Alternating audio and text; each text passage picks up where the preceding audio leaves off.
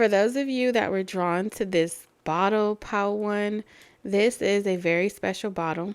It made its way to me from someone that asked me to throw it away. However, the story that she gave me behind the bottle, I just couldn't part away with it.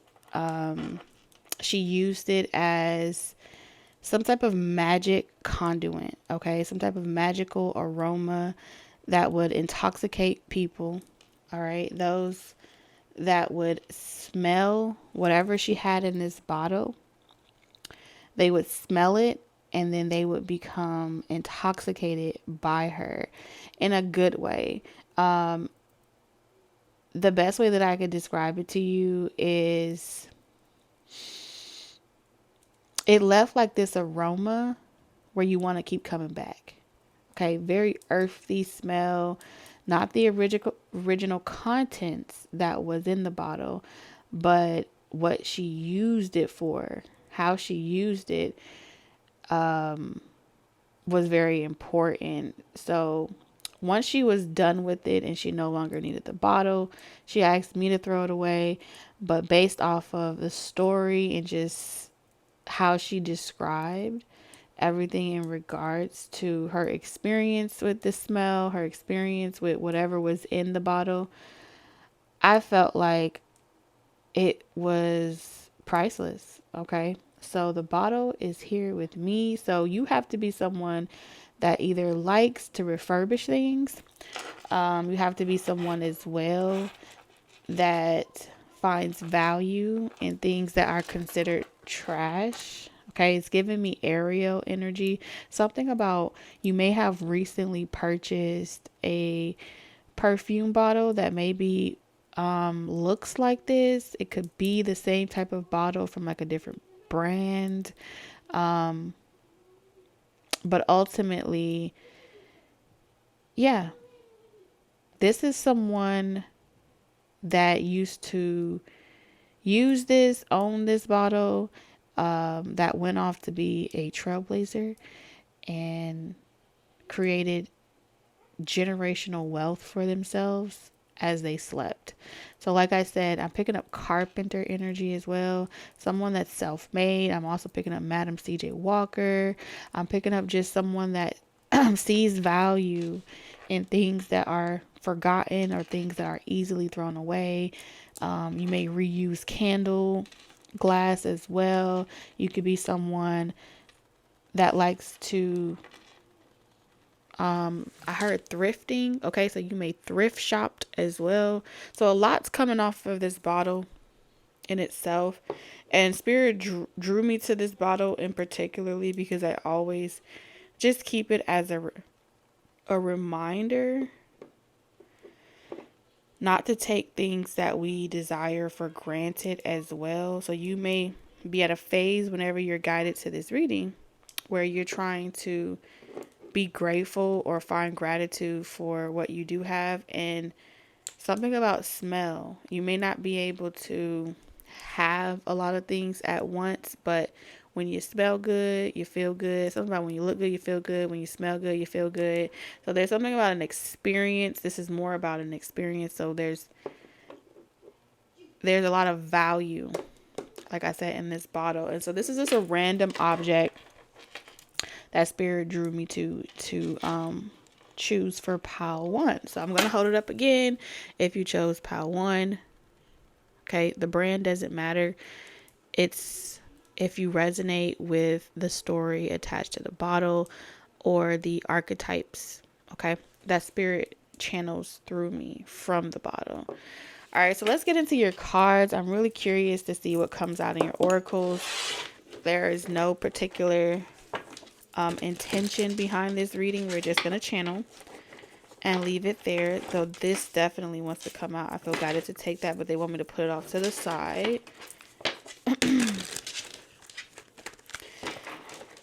And let's get your message, okay? For pile one, Spirit.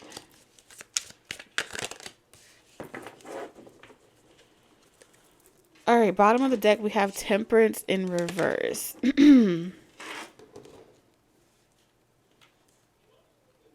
All right, isn't it ironic? Dun, dun, dun, dun, dun, dun. So you may listen to a lot of music. That's what's also coming through in this reading. All right, what do we have here for oracles? You're gonna give me a hard time. We have bartender, master of libation, small talker, alleviator. Okay, so something about drink as well. And if you see here, I don't know if you noticed this, but look, you see how you have a bottle here, and then this is also about a bottle.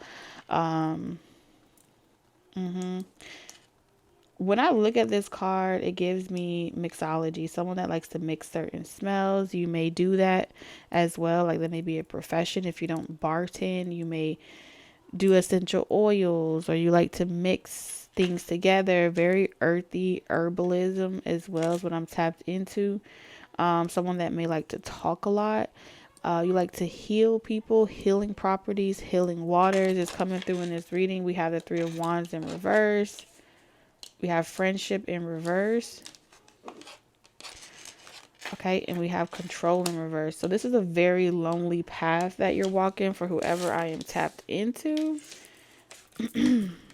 We have the garden and the gate.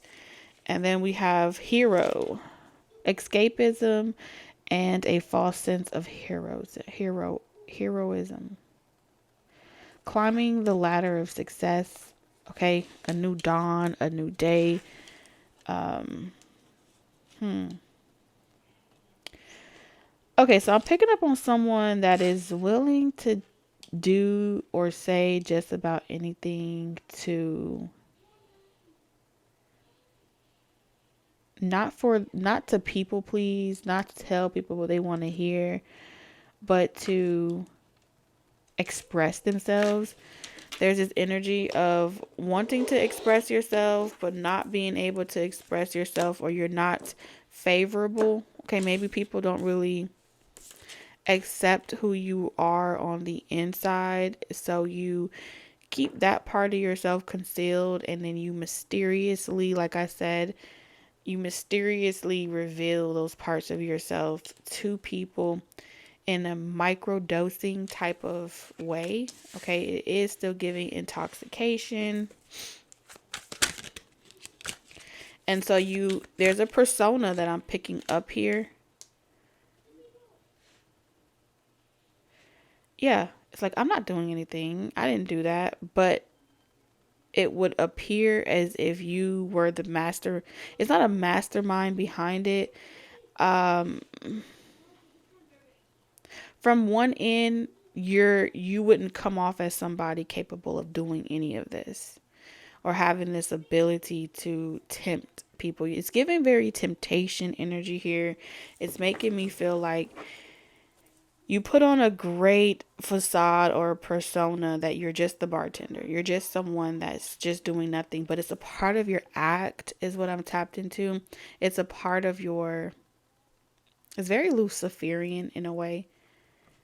Like, you're very honest. You may tell a person straight up, like, oh, I'm a bartender. I do this. And because you don't look like you bartend, or you may appear to look too good to be a bartender, or you may look not so good to be a bartender. And it's like, I can't believe you actually do that for a living. And it's like, yeah, I really do. So there's something about not judging a book by its cover, you wearing that mysterious cloak very well, and then people perceiving you as someone that could never do or be capable of one thing, but rather it's a way that you lure people into your trap, or you lure people to become curious about what it is that you're thinking, saying, or doing here. So I don't pick up for 1 second that you're actually a person that is helpless, a person that's insecure, a person that feels disempowered or unable to do what it is that you want to do. You're quite frankly doing what it is that you want to do. However, in order for people to see the other side of you, they have to be willing to come into your layer, or be more inquisitive, ask the right questions, and then you would give them a little bit more and a little bit more and a little bit more. But you're not just going to divulge and give this whole picture Okay. This is a way that you also weed out people that are just trying to like move in with you or skip certain bases with you. They would eventually become impatient by not being able to unravel you or figure you out. And that's a part of this whole charade or this whole um persona that you have. Is very interesting that this is coming out. The Page of Pentacles. You want people to ask questions. You want people to take the bait with Death card here. Yes. I'm surprised the Five of Swords didn't come out. Very eighth house mystery occult energy here. Whew. I feel like you desire a specific type of person or people or soul tribe. People that are willing to venture into the depths of you and not be afraid to explore. Ask questions and let them, like, you don't mind a person teaching you a thing or two. I feel like you're someone that is intrigued by someone being able to notice or pick up on these things that you do. It gives,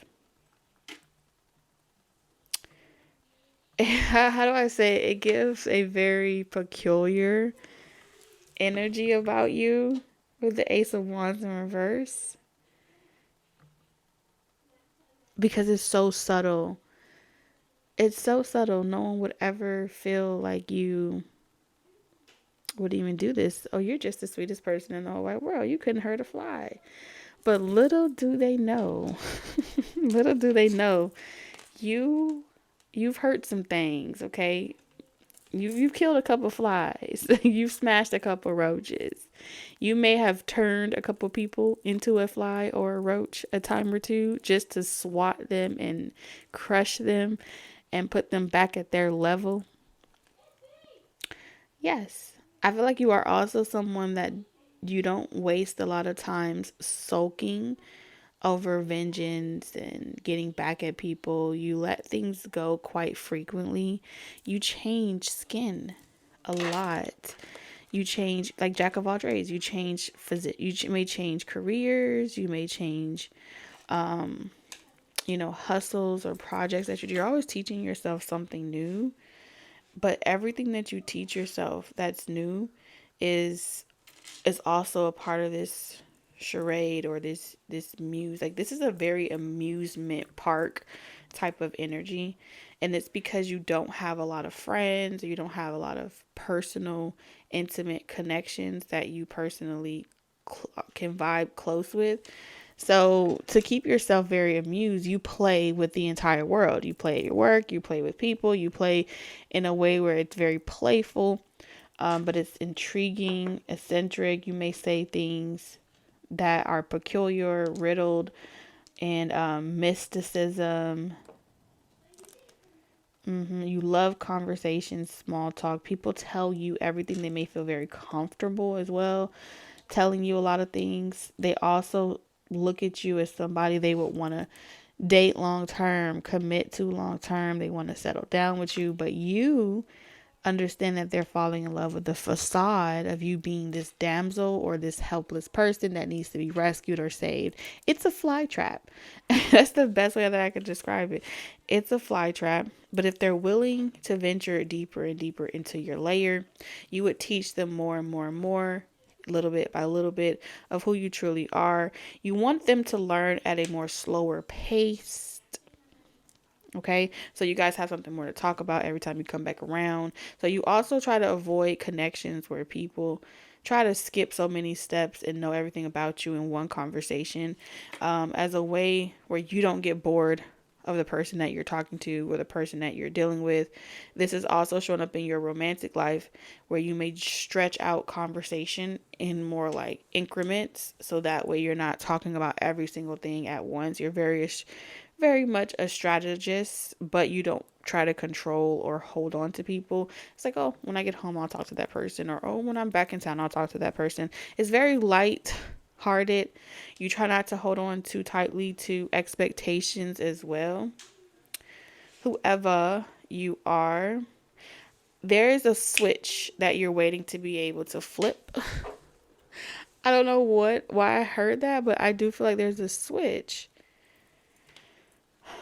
You can make a person feel very insecure about themselves, or you can make them feel like they are on top of the world at the same time. hmm People tend to get lost in your energy. It's super fun. It's super like a roller coaster. And so they start to spin their gears. Okay, what I'm seeing here is people are attracted to you. They start to spin their gears, trying to learn you, trying to see what makes you happy. And just when they think that they have it figured out, they're always missing something. They never quite get it here. Hmm. Illusion. You are a master of casting out illusions. Where they'll start asking themselves, wait a minute, does this person need me to save them? Am I supposed to be coming after them? Am I supposed to be waiting on them to call me? But wait a minute, why am I waiting on this person to call me? What am I doing? Why am I sitting here waiting on this person to call me? If they wanted me, they would call me. You're trying to convert, okay? You're trying to convert people from being um you're trying to change people. I always pick up this energy. And that's why heroism isn't like you are a hero, but you are converting people through interaction from being codependent, limited belief systems, figuring out who they truly are, embracing who they truly are, getting out of their shyness, coming into the light, revealing who they truly are, and allowing themselves to be taught by you. And with the death card in reverse,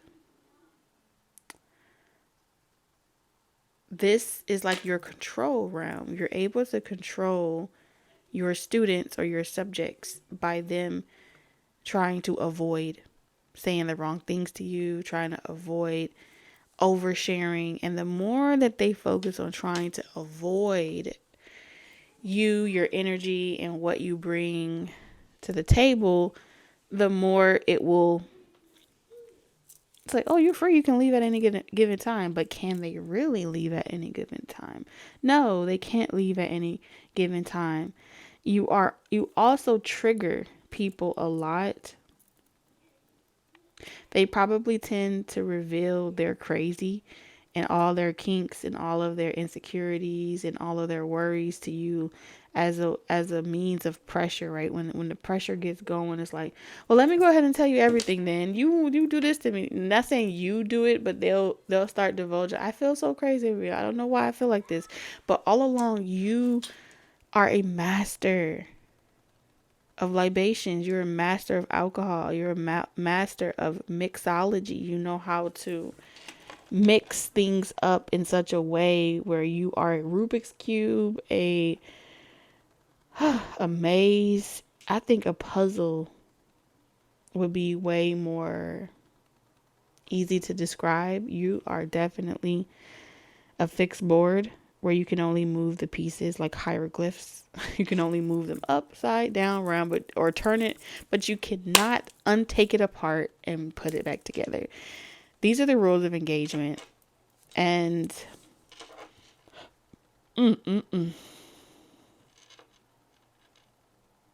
this is what you're doing externally. So this is telling me that you are not trying to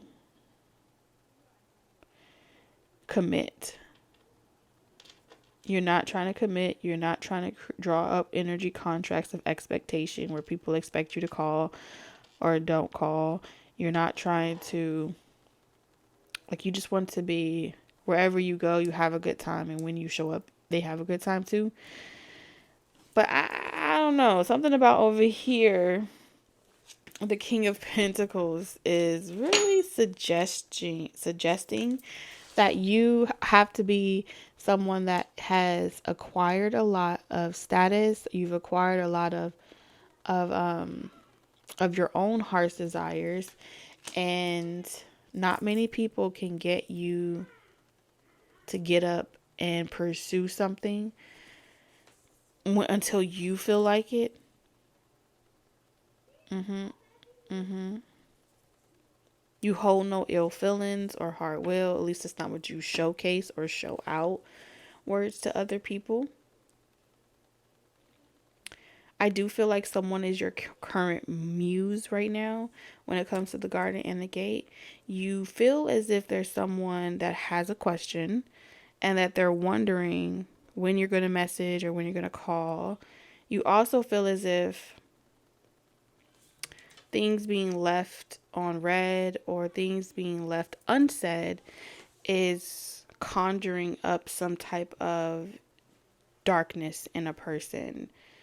And you're really curious to see what type of darkness is conjured up out of a person. Like, what will they do? Will they act out? Will they take that um dissatisfaction and spark some type of creativity? Will they feel this calling or this urge to reach out or to escape and run from the situation? And it's intriguing to you that someone will sit in something very uncomfortable for long periods at a time. hmm Which shows to you their eagerness to learn you or learn what's going on or learn from this situation. You haven't quite been able to put your finger on whether or not it's a hard ending or a soft transfer. So, huh. This is also someone that either you have a way of checking social media or getting some type of updates of information on what's going on with a particular person in some capacity, whether this is through a call, text message, or some sorts. There's some type of way that you're able to keep yourself up to date with the status or the progress of a person's test. This is definitely a test that I feel like you have made up yourself. Like, I don't think you were hired to do this, but I feel like this is your area of expertise. You see what I'm saying? Like, you're good at doing this. Mm-hmm.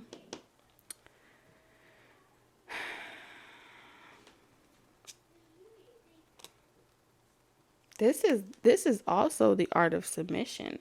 This is also how you get people to submit to you prior, like a taming energy happening here. This is how you also get people to submit to you long before you ever touch down. Yes, you keep them wondering. Slippery sucker you. That's what I'm seeing here. Someone is. So, when you're fishing, right? And you feel like there is a fish on the end of the hook. You can feel this fish trying to pull away at the line and get away. But if you reel in too quickly, the fish may slip off, right? But if you sit patiently and you allow the fish to move about freely and become comfortable with the hook sitting in their mouth, they will start to adapt. The fish will start to adapt to the discomfort of the hook. And as long as you have enough reel on your line, the fish will continue to swim about under the belief that it's free to do whatever it's wanting to do, under the illusion, right, that it can make its own choices and go wherever it want to go because there's nothing pulling on it yet. But ultimately, you are fishing with the intent not to lose this particular catch. So you feel like you have found some type of catch here that is trying to get over you, that is trying to move on, that is trying to ignore you, tune you out, and little do they know, the more they resist you, you feel like they are being lured or delivered directly to you. But this time, they'll come back with less fear. So every single time that they engage with your energy, with your inner chi or G, they become a little bit more like you. Because eventually, if you pay attention, right, when you're fishing, a fish will start to, when the fish starts to see that it's going in against the current back towards wherever it came, the fish will start to see that it's really going in a direction that it didn't personally choose for itself. And so it will start to try to communicate back to whoever has the fish on the hook or on the line as if it's surrendering. So there is this, oh my God, there's like this surrender here. The Four of Swords, like I give up, I give in. And it's very teasing energy here. I don't know how to explain it to you. So the fish would start to literally like stop pedaling so fast and manic, and it'll slow down. So the next time you probably talk to somebody, you will probably notice that they're less afraid to talk to you. It's not quite annoyed, but it's less afraid to engage in communication with you. Now the fish will study you. Do you see the Eight of Swords? So now that you have pretty much manifested this portal with this fish, I feel like it's coming to you. So there's something about, before it was like, oh my God, what I get myself into? How did I get on this hook? I'm trying to get away. And now this fish is saying, no, I'm not running. I'm going to literally sit on top of you. You called me. Here I am. So now you have this energy of someone conquering their fears and their worries of communicating to you, and they're waiting because they know that eventually you're going to reel the fish in. It's just a matter of when. And that's kind of like where this person is right now. It's like someone is saying, touche. Clearly you have no intentions. Look at it. I told you the Five of Swords is here. Clearly you have no intentions of surrendering and giving up. So someone is saying, so you want to play? You want to bumba? You want to chill with the big boys? Here they come. I hope you can take a punch. So this is definitely chess, not checkers, that I'm seeing you, that's being played here. Pile one. So there's always that one person. Yeah, there's a portal here. Someone thought they got away.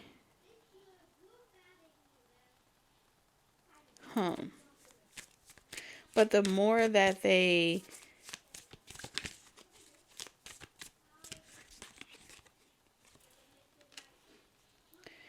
when you leave something idle long enough, eventually it will see the light. And that's exactly the intention that I see that Power One has directly invoked in a person. An opportunity to see the light, an opportunity of pretty much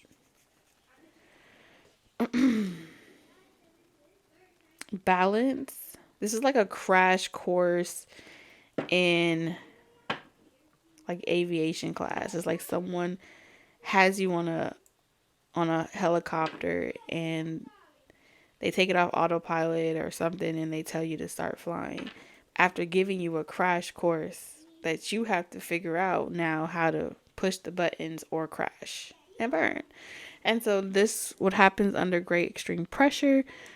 a window opens up and something else comes out. And I feel like what has come out of this is someone has literally sent you their darkness or something, their shadow, like pan energy. 3 of Cups, yeah. And so I'm seeing like you rain. Yeah, someone's like you called me in, you rained. And so they sent their shadow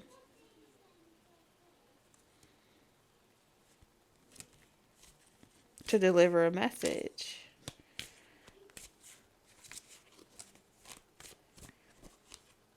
2 of Cups. Mm-mm-mm.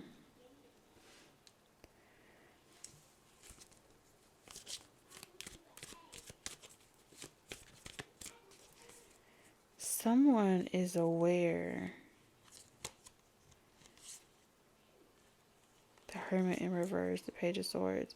It's like, I'm aware of what you're doing to disappoint me deliberately. And talk about a golden opportunity.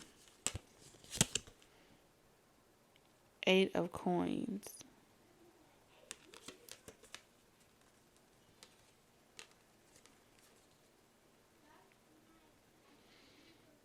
But I feel like somebody is annoyed by the game.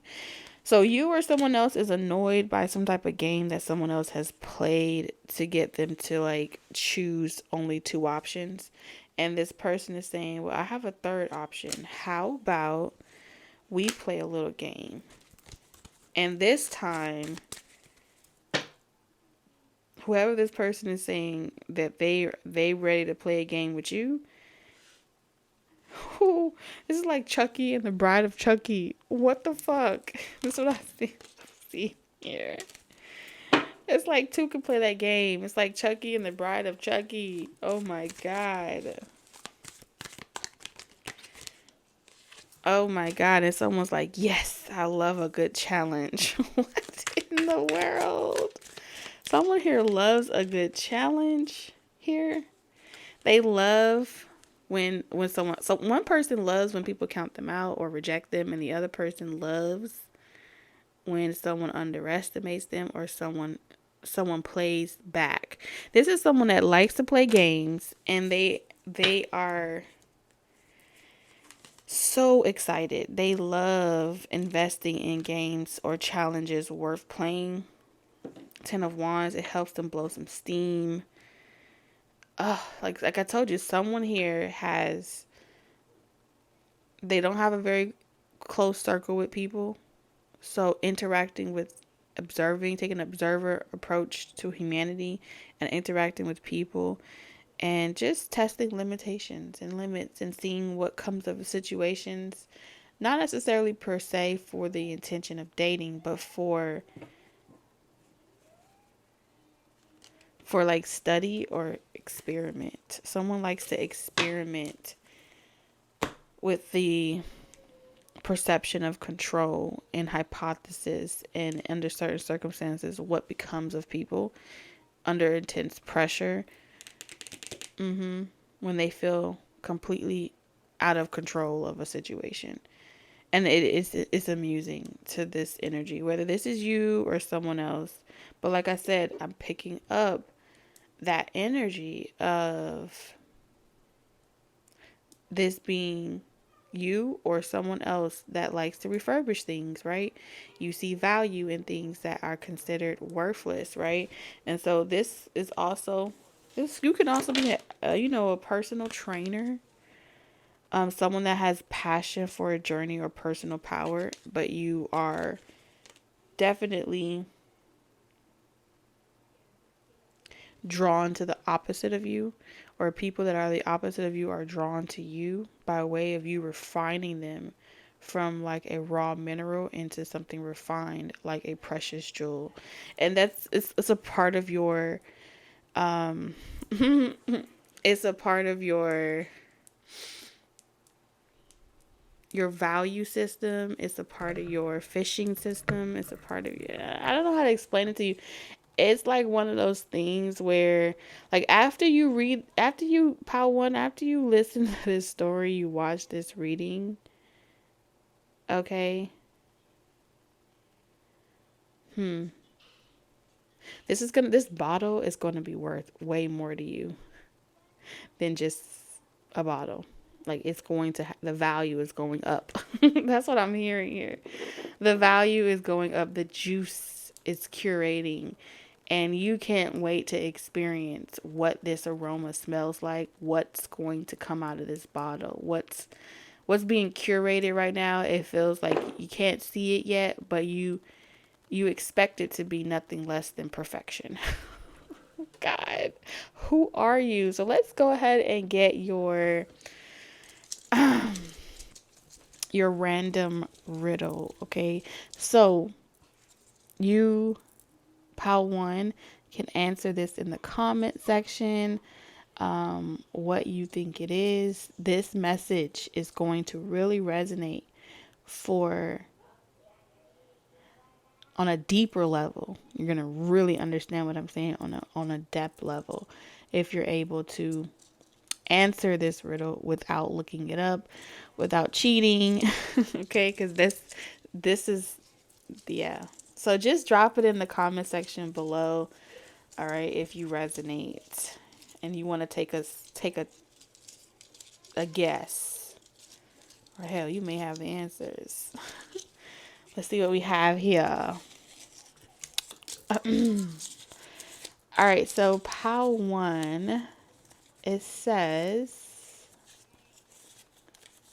well, let me roll it out. Dun, dun, dun.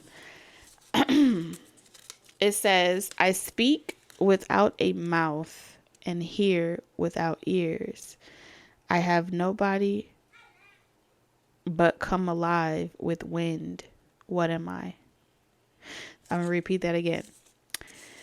It says, the question is, I speak without a mouth and hear without ears.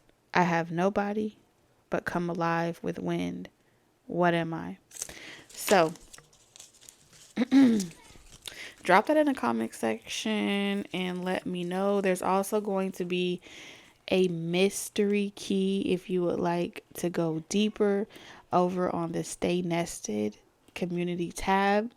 For Pile 1, that mystery key will unlock an even deeper message. If you are interested and you are a member on that side, be sure to check out the community tab in conjunction with this pile, okay? Again, you chose this empty bottle here, or is it empty? All right, Pal One, thank you for hanging out with me, and I'll see you in the next one. Bye-bye. Pal Two, you guys were drawn to the Romeo and Juliet cigar aroma. And for those of you that were drawn to this particular pack of cigars, I have a very interesting story. I was going to say Tory. Maybe someone's name could be Tory. I don't know. I'm hearing Tory Lanez as well. You got to say more. You got to, what's the song? I'm being drawn to his song.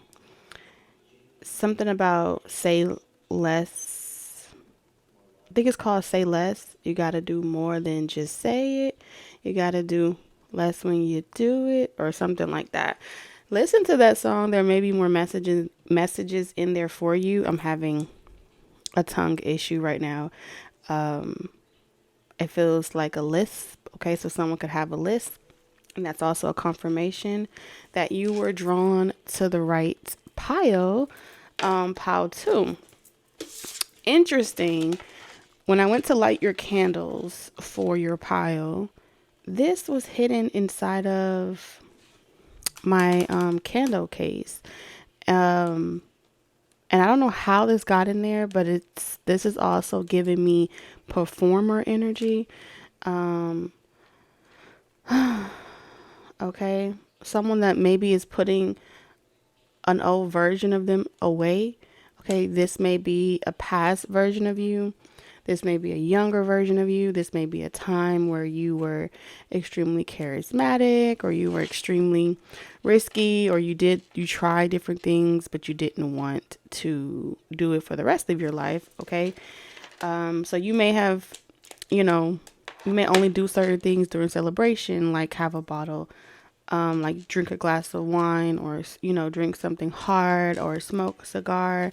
You may do it during celebration or seasons of, when the tide is low and you don't really have much work to do. So it's almost like a reward to indulge in things that aren't that healthy for you. But I also thought it was interesting that the Two of Pentacles, out of all things, was in that chest, because I had a dream last night. This is a very interesting and wild dream. I haven't even tried to unpack it or try to decipher it. I don't feel like I'm supposed to. Now that everything is kind of lining up the way that it is, I feel like I'm supposed to just tell you the dream, and maybe the dream will mean something to you. Maybe it won't. Maybe someone out there will be able to decipher it, and it will be something more prophetic or profound, or a confirmation for another person. This also gave me a confirmation for myself as the messenger, right? Every time I went to get your cards for your Pal 2, almost with every deck, a card popped up. I didn't take the card because, I don't know, I wanted to be surprised. Okay, so there's something about an element of knowing what's going to happen, but wanting to be surprised. There's also an element of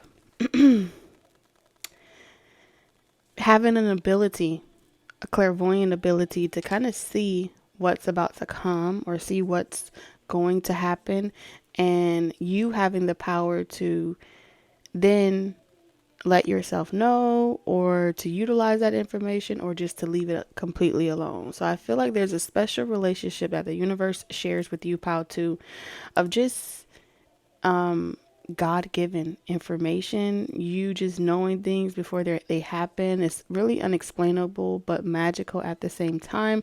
Hard to put in words. Is kind of the vibe that I'm picking up on.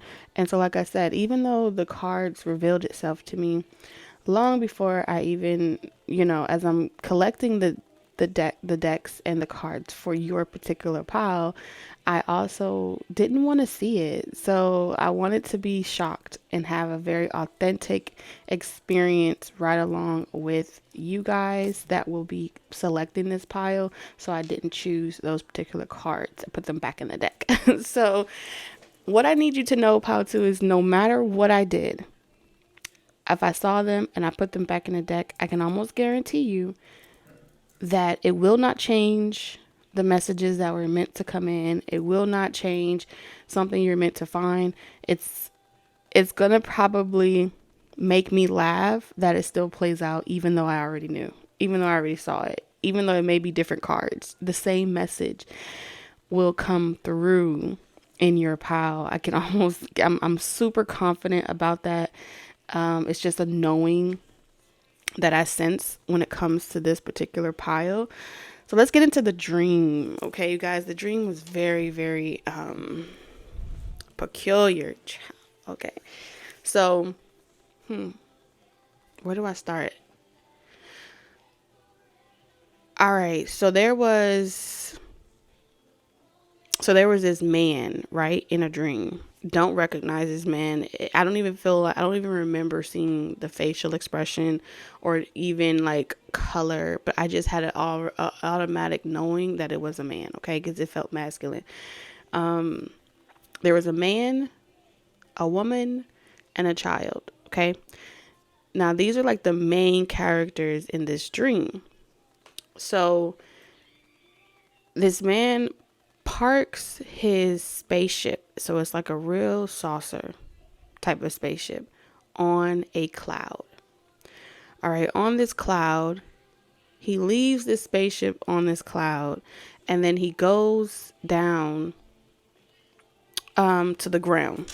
Okay, so there's this spaceship in the cloud, and then there's this ground. He's on this ground. And from the ground, he builds a home, okay? And the home mirrors or reflects like whatever whatever his room looked like on the spaceship, his bed, his bedroom as well, the kitchen, the area. He creates like this bungalow that mirrors his spaceship in the clouds. And he is, I wouldn't say teaching, but he's kind of assisting a feminine energy that works very closely with him, like one-on-one, very close relationship. And so he has like a business that I don't remember seeing, but I do feel like I saw it, but I'll get to that. He has like this business, and she's helping him from like the scene of the kitchen into like the bean. I don't know if Jack and the Beanstalk is significant. I just heard it real randomly. So she's helping him secure the money, okay, for him to build other things, right? And there's only so much that he's telling her, but she's extremely loyal to him in the capacity of, whatever he needs her to do, she'll do it. Whatever he asks of her, she'll make sure it gets done and stuff like that. So she's very loyal. She's very she has a lot of honor in that perspective in the relationship that she shares with him. Somewhere along the line, the scene cuts or splits from me being able to see that type of dynamic into a round table. So it's like, it feels like a coffee shop. It's a restaurant or a coffee shop, but it's almost like the restaurant. The table and the two chairs gives me the feeling of a coffee shop outside on a breezy day, but there's no trees around, and there's nothing really suggesting that it's inside of an enclosure. It's more or less just two people sitting at a round table that would be at a coffee shop or outside at a coffee shop having a conversation.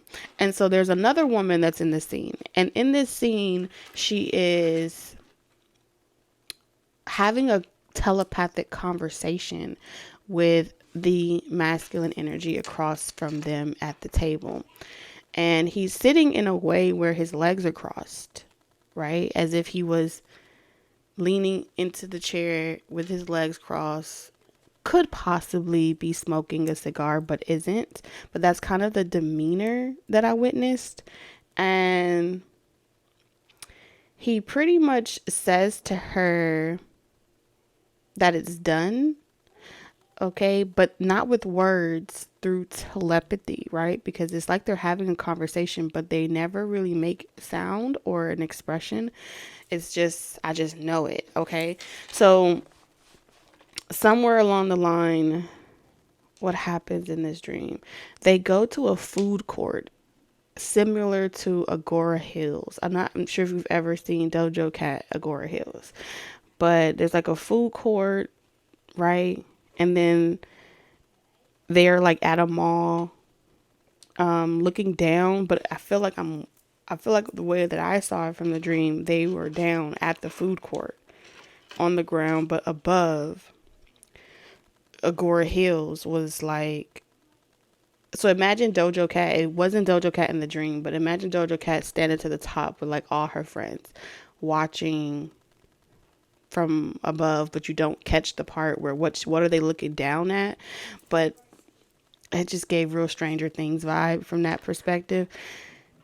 I hope you guys are following me, okay? So it's all over the place, but just hang out for a second. So she's looking down in the music video, but she's not saying anything specifically.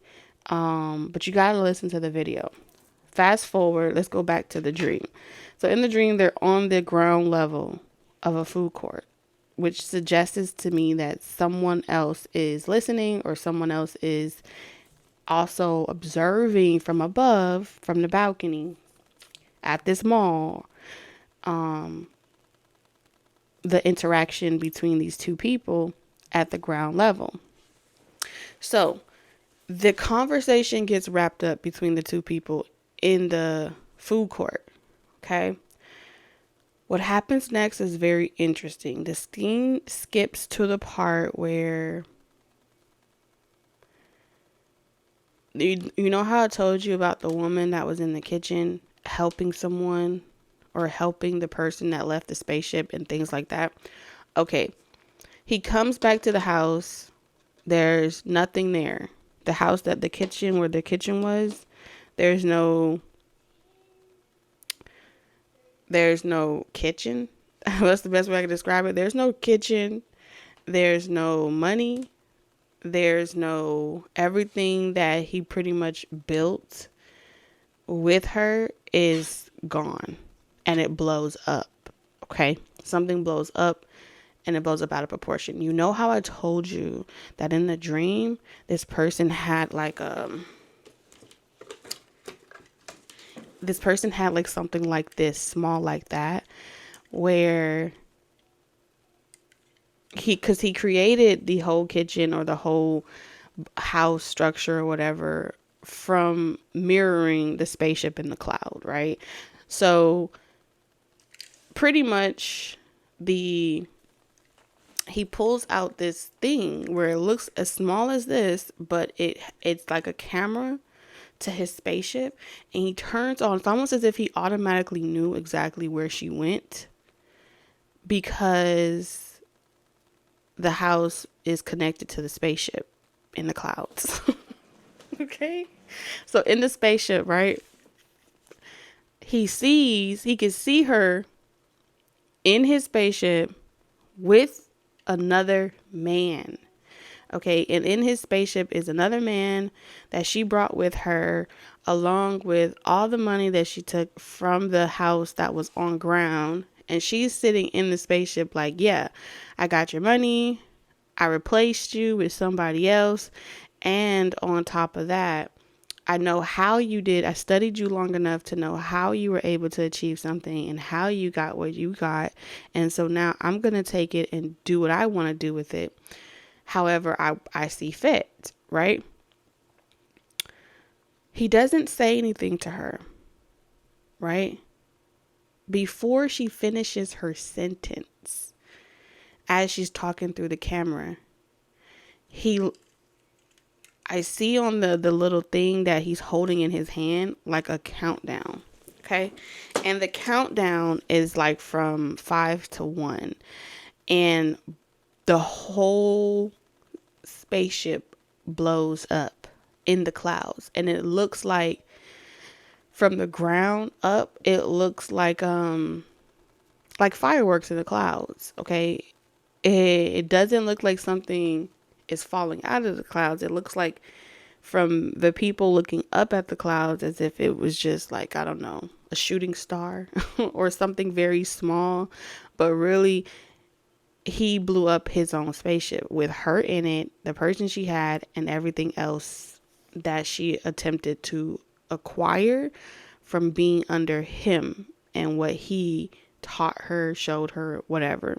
Because again, he didn't just keep it for himself. He shared whatever he had, knowledge that he had with her, for her to have for herself. I don't feel as if they were like a married couple or something like that, but it was more or less like a spiritual thing. Like when it comes to like loyalty, right? Loyalty is a contract in itself. Being that's the strongest commitment. Trust is the core principle, value, whatever, to any contract. And once that's broken, a lot goes with it. So that was the last scene that I saw in the dream. Okay. Which brings me to the what is this? The Romeo and Juliet. Okay, the Romeo and Juliet cigar. This aroma specifically, the Romeo and Juliet aroma specifically, I thought it was very interesting that there was pentacles on this. You can't see it, but there's like an image and there's like pentacles on both sides. And then I think the guy is picking. I think it says Romeo, why Julieta? I think he's picking her up. He's climbing up like this. It's almost like Rapunzel, like let down your long hair type of scene. But he's climbing this rope ladder up to a balcony. Okay, and they're surrounded by pentacles here. And so she's embracing him from like this tree house or something like that. And that's what's on this pack, right? I also thought it was interesting that there's a warning, right? That says tobacco smoke increases the risk of lung cancer and heart disease, even in non-smokers, right? Now, with a warning as crazy as this, right? It's curious. It's like it makes you curious as what drives people, what drives humanity. Is it what makes it so attractive? What makes it so desirable? Even when you know something isn't good for you, you would still want it, right? Is it the aroma that makes a person want it more? Is it the warning of not having it that makes a person want it more? Is it feeling as if you shouldn't do something that entices someone to do it anyway? So there's a lot just coming off by this pack alone in regards to whoever chose pile 2. It says a lot about your life. You may have dealt with a lot of situations where people will indulge, all right, in your love. They will indulge in whatever it is that you bring to the table, who you are as a person, even though you've warned them in an indirect way, or they feel instinctively warned about you. You may get that people tell you a lot, like, you're going to break my heart, or I don't know if I should talk to you, or they get really, scared about what could potentially become of them by indulging in your energy and things like that. So you may run into that, okay? Your whole life is what I'm picking up here. I'm also being drawn to a very interesting story that a spider once told. And this spider was conjured up from a space of defeat. It was conjured up from a space of feeling completely low, the lowest that you can go, and feeling defeated, right? And at that moment of defeat, it's like, all I was doing was trying to be helpful, trying to be good to people. And the only thing that they gave this person that's, talking to the spider was, hate and betrayal, right? And so at that very low point of this man's life, he asks the spider pretty much for help, right? And so the spider pretty much tells him that you're fucked, essentially. You've come all this way. You've given all your secrets away. You've shared everything that you've bent over backwards for people, and you never got anything in return except the position that you're in right now. And now you call on me. And then this spider pretty much tells this man, you're already in it. You're already fucked up. There's nothing that you can do about it. The only thing that you can do now is to pretty much end things, right? And so they go through the seasons of emotions around if that's the best choice. Okay, so you may be someone as well that has dealt with thoughts of deep depression. Okay, not to trigger anyone, but I am seeing that here of how low can you, being at a very low point in your life and feeling like there's no lower than this, right? And then, calling to God maybe. But like I said in the story, we're just talking about a story here. The spider pretty much reminds the man that you have nothing else to lose, essentially. So there's nothing to fear. The power that you have is in what you're willing to endure That is the only power technically that you have at this point, is what you're willing to endure. So you could try to fight the good fight, but you're already outnumbered. Okay. There's already more of other people than there is of you. So in that scenario, the noble thing would be to become a spirit, right? And becoming the spirit, there's more power in the spirit than it is in the flesh. And that's kind of what the spider says to the man that's down and out. Okay. The man that's at his lowest point, as a promise, right? So now we're talking about as a promise of making that transition from flesh to spirit, is that the descendants of that spirit would pretty much go on to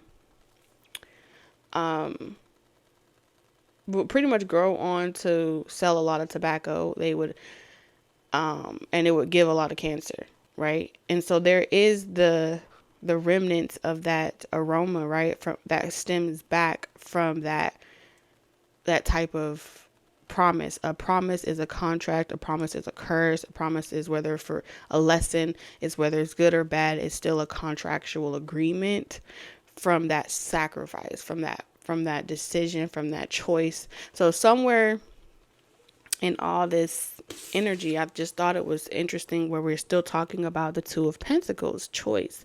We're still talking about the choice from flesh to spirit. We're still talking about the choice between, yes, you may have felt like you won one battle, but then you gave birth, you conjured up an even greater spirit, okay, a spider, or even something greater was called upon, even though you made a choice. So there's something about choices, moves. The move that you make can be something that trickles down for centuries and centuries and centuries, right?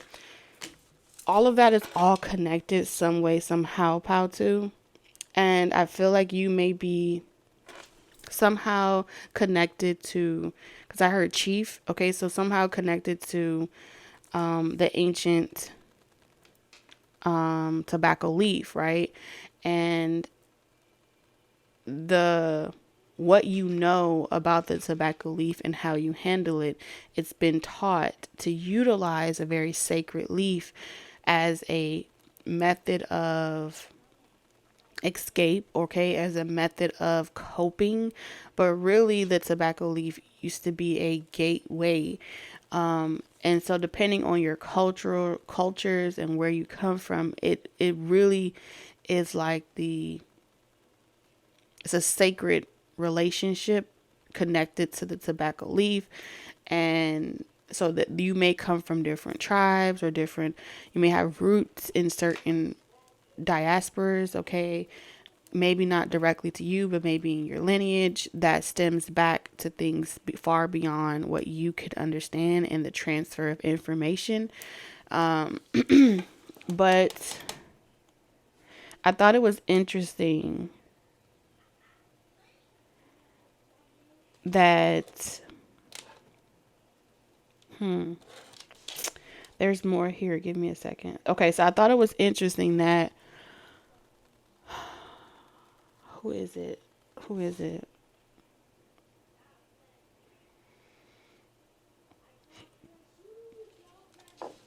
It's like what you choose to indulge in.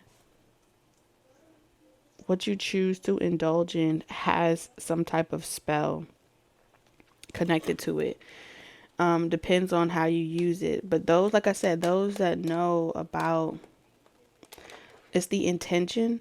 Okay, I feel like the leaf has an intention based off of what it's programmed to be for. You know what I'm saying? Because there are people that use it in a lot of cultures as a sacred leaf for spiritual reasons. And then there's those that use it as that's been kind of taught or passed down for them to use it in a self-destructive way.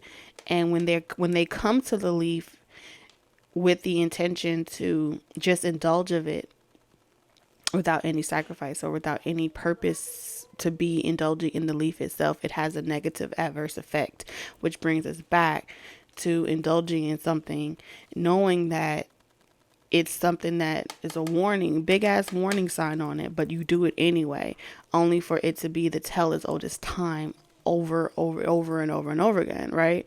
So there's some more I feel like is going to come from this, but I just thought it was very interesting that that dream popped up, okay, for a pal too.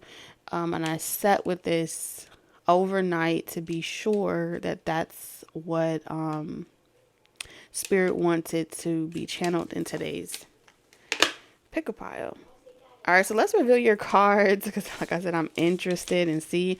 Oh, I feel like I need to take a breath. All right, so we have told you temperance. I didn't even need to see the fucking cards at this point. All right, we have blessings. And then we have rebellion. Oh my goodness.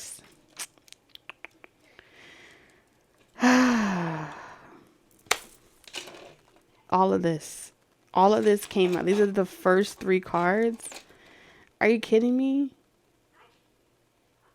Okay. What else? Which one are we going to do first, Spirit? Okay, we'll do this one. Wow. We have the Father. We have family. Patriarch. Guardian.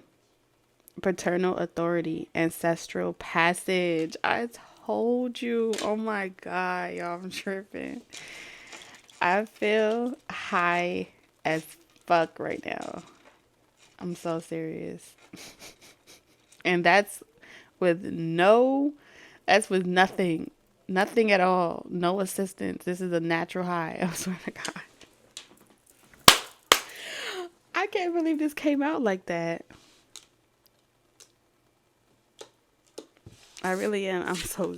Okay, so we have here student in reverse. Arrogance in the pursuit of destructive knowledge. Unwillingness to translate knowledge into action. That's deep. Okay. Pile 2, y'all are deep. So you know a lot. You know a lot. Okay, and then we have yin and yang. Balance. There it is again. The 2. How I said everything in 2. The 2 of Pentacles. Choices. Yin and yang. Choices. This side or that side. Good or bad. Okay. Balance. Peace, patience, moderation, inner calm, perspective, tranquility, harmonious relationship, soulmates, serenity. Now, when we have a student here, I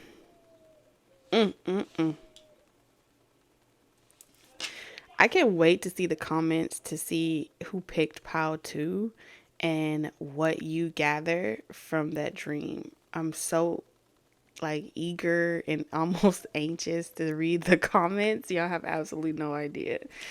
Okay, let's get the tarot cards and then we'll I'm gonna sit with this and see what message is about to come out.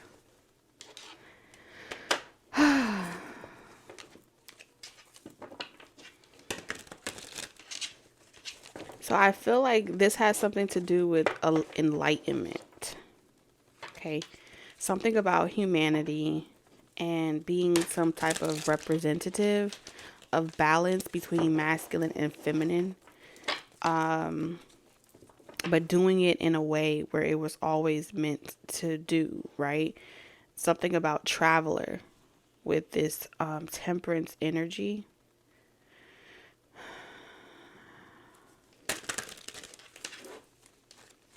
There is some type of sacred oath, again, that I'm picking up on, pile 2. And there is something about the shadow. Arrogance in the pursuit of destructive knowledge. Unwillingness to translate knowledge into action. So you are some type of forger, pioneer, like I said, innovator, but not just to bring blessings to people, but I also feel like you are forging a new path forward from a more balanced perspective. But rather than you be someone that is telling people what to do and how to do it, with this father energy, someone it's teaching someone, like, this has been passed down to you to be some type of guardian during a great rebellion or during the Aquarian age. So we have a lot of Aquarius and Sagittarius energy to expand beyond borders and waters, and to pretty much, it's like Pride Rock energy is also here. And I think it's interesting that with this father and there's a father and a daughter here. Whew.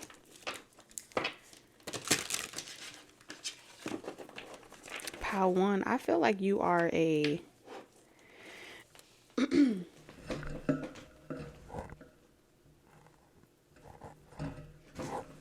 sorry, I dropped the card. Look at that, initiator. I feel like you are here to something about a choice.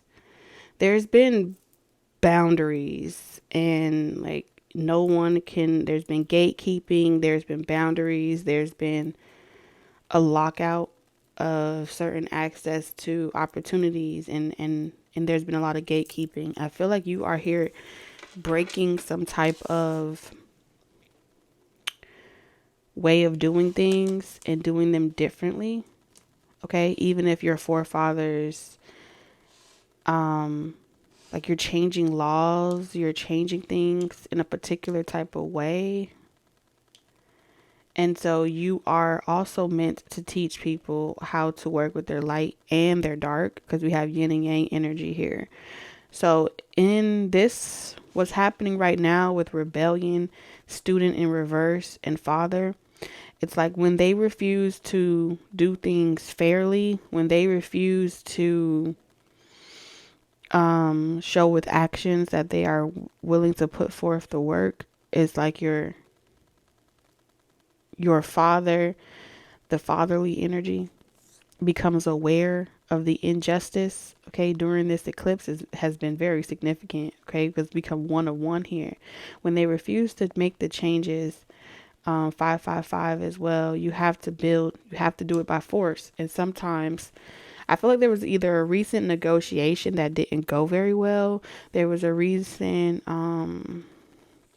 sit down, okay, that just didn't go well. And sometimes you can try to do it one way, but when even that isn't enough and they're not willing to accept it, then the tower has to come, the levees have to fall, and then there has to be a flood. There has to be a series of events in order to invoke a shift, okay? And I feel like it's something to do with time, like it's the time. So something about, like, so the Piscean age, right? And the Aquarian age, when certain things refuse to be acknowledged or turned over or released, someone has to teach you the forbidden magic, okay? Yeah, this is definitely giving me someone from above.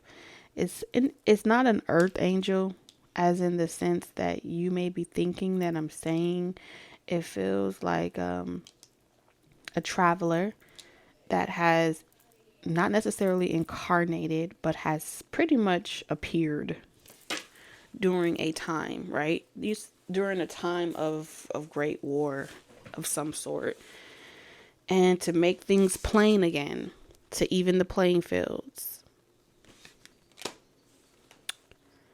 This guardian here has to teach you how to, the good and the bad, right? Because sometimes when you're denied against your desires or what you would prefer, when you're denied being able to perform or being able to show up for yourself or being able to do, then you become like this, like the spider said, the descendants that has to require it, demand it. And each of you, Pow too, are doing it in your own way. But it goes back to a promise that in this new land or in this new territory or in this new world, you will have equal rights. You would have your due justice. You would have what's also fair to you, whether they want to acknowledge it or not. And so their logic will be defied. Okay? How is it possible that you're able to manifest this? How is it possible that you're able to fulfill this blessing? How is it possible you're able to know certain things? How is it possible that you're able to access parts of things that have been lost? How do you know those remedies? How do you know the answers to these types of situations? How does it come to you so effortlessly? And it has something to do with your relationship that you share with your father. Okay?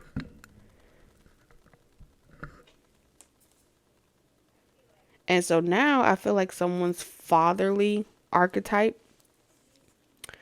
Like I feel like this is you, Pao too. Like you are the father. I don't know how to explain it to you. Like you are the father. You are the incarnate. You are the spirit of God Almighty in the flesh. And I feel like you're meant to take the hand of young, like of the innocent feminine energy and allow and teach them, because we have student here, not just the light but of the dark as well. And it's going to be, so you know how like Resident Evils come into my mind.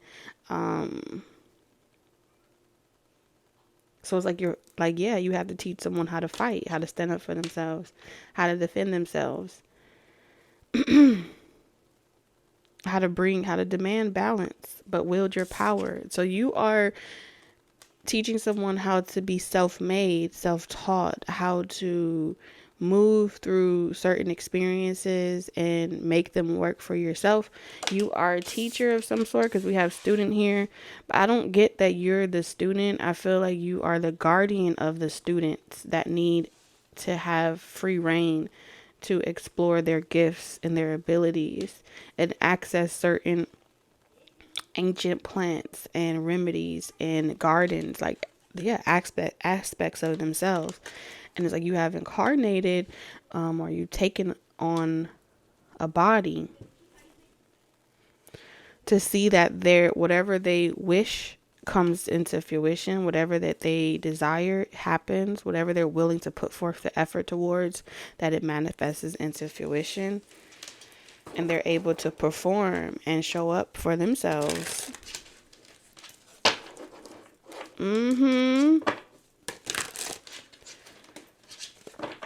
So somebody may take after you. They may remind you of the version of yourself that used to be this way when you were younger, but so that person may have like Aquarius North Node, Aquarius in certain placements where they're meant to be rebellious in some way. Six of Swords. They're meant to pack everything up and move and be on the move or on the run in the event that people don't, accept them in one area or in certain parts of the world. It's like, this is what I said. When you feel left down, and it's interesting as well. Look here, how we have like a person in this cloth here with a young child, and then we have someone here taking carrying the bulk of the load.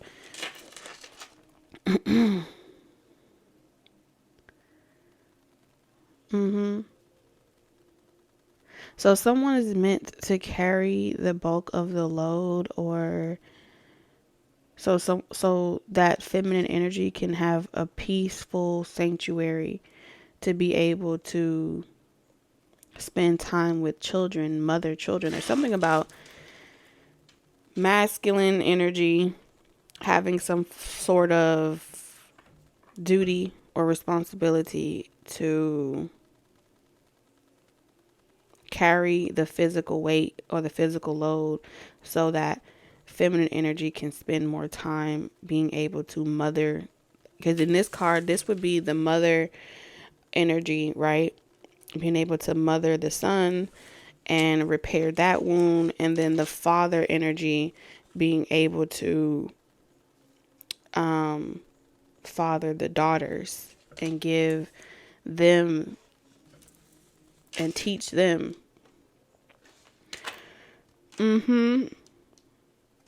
everything that they need to know, so they don't have father wounds. And then there's this energy of how it's supposed to be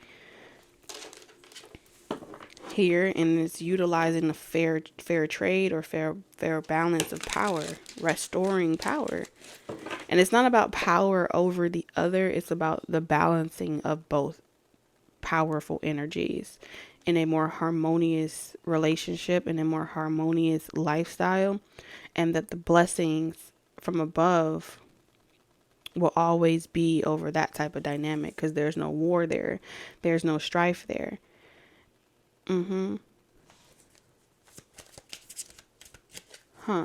So you may feel like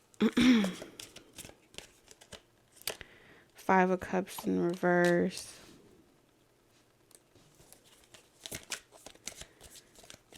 This requires you, like, in order to answer your calling, it requires you to leave someone out. And in the event that they are not tolerating that, in the event that they don't want to accept the fact that you have to leave them behind and go and do what you're calling, or go and do what it is that you're meant to do for whoever you are meant to do it for. Because this is telling me, look, you have to be someone that feels like you're being spiritually, divinely guided to walk away from someone and let them learn the hard way. You're not meant to go and save them this time. You're not meant to go and try to talk it out or work it out. This is, have you learned the lesson, or are you going to repeat the process, repeat the curse?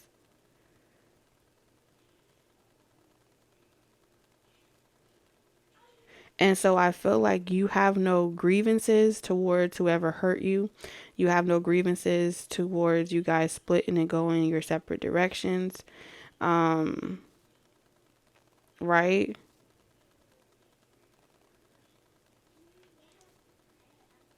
But that doesn't mean that the other person agrees with your choice.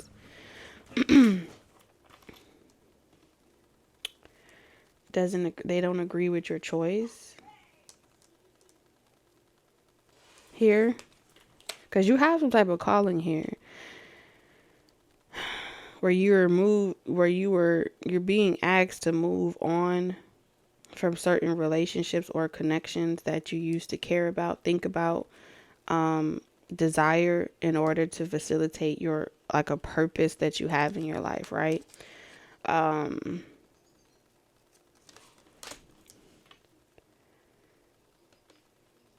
And I feel like because someone doesn't agree with what's about to happen, okay, we have a Queen of Cups in reverse, because they don't agree with this choice that you're making, they have made a decision to, like, to come in and rescue you from yourself, or to come and take you from someone else. All right, there's some type of divine counterpart energy here where they're meant to be together. They have some type of purpose together, and with the Father and the Six of Swords, this is a rite of passage that's happening right now that you're currently witnessing or experiencing. And these emotional connections that you've once indulged in, they feel like you are getting over them, and you're just letting them go by the wayside, and they want to come up with a plan to stop this from happening, go against it, because they feel left out of the plan, or they feel left out of the loop. They feel left out of the prophecy, the destiny, or whatever this is. And so the Two of Wands is saying that they plan on interrupting whoever these people are, whoever these forces are. They plan on interrupting some type of meeting or some type of choice that you have by making it very tumultuous or imbalanced in a way where it's like it creates hesitation. Someone's trying to pull a fish out of a hat and do whatever is necessary to get you back. And I do feel like they're doing it in a way where it portrays you in a way where you have to be like, okay, I didn't want to have to be mean and blow up the whole ship, but now you left me no choice, because now I got to teach you a lesson that I mean what I said. So something is going to be, it's going to end very badly for someone, because I feel like somebody's about to be shown who they really are. So whoever you are, Pal 2, this is some type of omen here, because this person has gathered other people to like work against you, 9 of Pentacles, and force you into a particular direction. And it's meant to make the both of you look like bad people to each other, you and your divine counterpart. The objective is to make y'all look like bad people to each other, to the point where y'all are afraid of if you're making the right choice, or if you're choosing the wrong person, or something like that. That's what I'm seeing for you, Power 2. And so it would be like poison. You get what you asked for. You wanted to indulge in this. You wanted to block me. You wanted to stop me from doing what I wanted to do. Now you got me. Now I'm with you. Now we're stuck together. So what happens now will be something that our descendants will have to pay for. It'll be something that we have to deal with for far many more centuries. Someone is going to regret a choice here. They have absolutely no idea of what they were doing, but it took a group effort to put all this together. And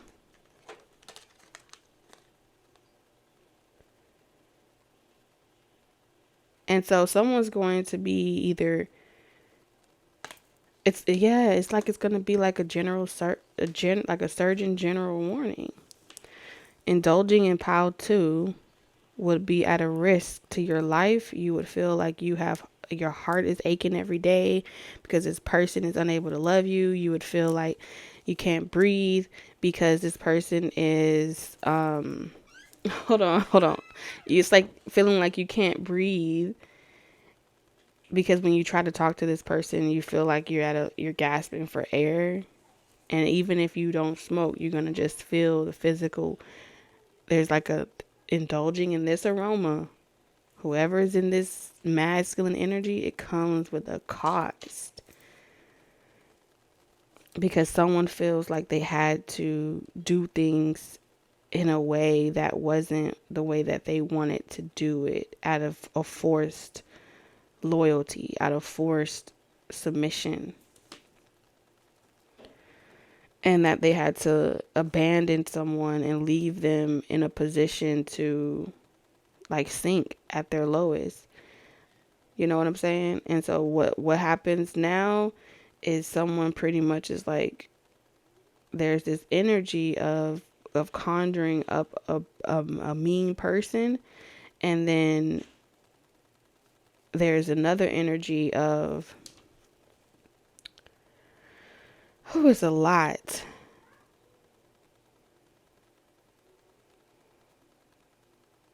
It's like someone's been triggered in a way here that I can't even really put into words.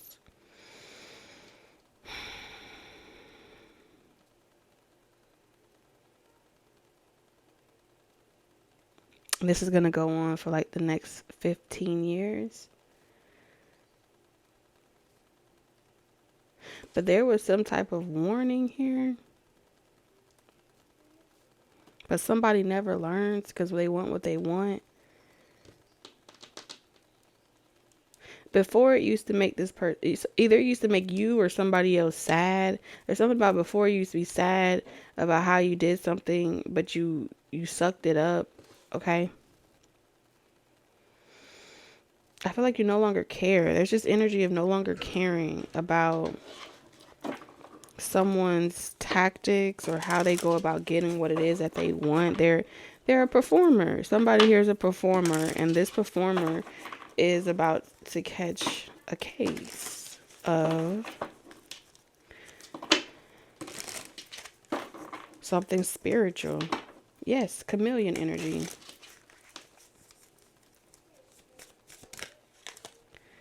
The Hangman. Oh my God.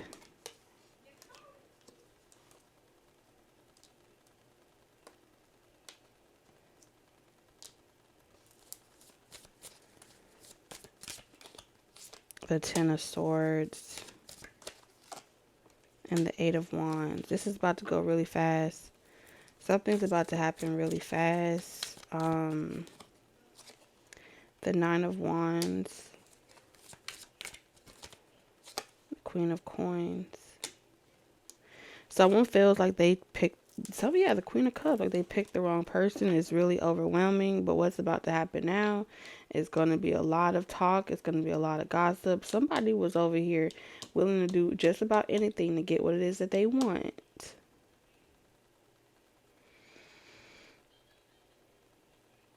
And they get it. And somebody else feels like it's going to be nothing but bad luck moving forward. Like something's going to be hopeless. With whatever decision this is. It's a lot of stories coming out in this reading. Pile 2. Because I feel like whatever y'all are doing is way more cryptic. It's way more spiritual. There's a lot going on behind the scenes and in the front of the scenes. And this is, someone is being cut out. And they are being cut out in such a way because they were hard-headed. Because they insisted on not closing a door or closing a cycle. And moving on. Yeah, they didn't learn their lesson. And so they have instructions. I feel like Pile 2, you have instructions and someone else has instructions. Operation whoop that trick is in a full effect. Let's get your closing. They want me to pull an archetype. That's what I see here. Oh my goodness. Oh my darling. Oh my darling. Yeah, there's something going on. We have the orphan. I told you this is an abandonment wound here. And this is, you guys are supposed to, this divine counterpart is supposed to heal abandonment wounds by way of some type of choice that, or calling that they're called to do. We have the pilgrim. And then we have apocalyptus. Wow.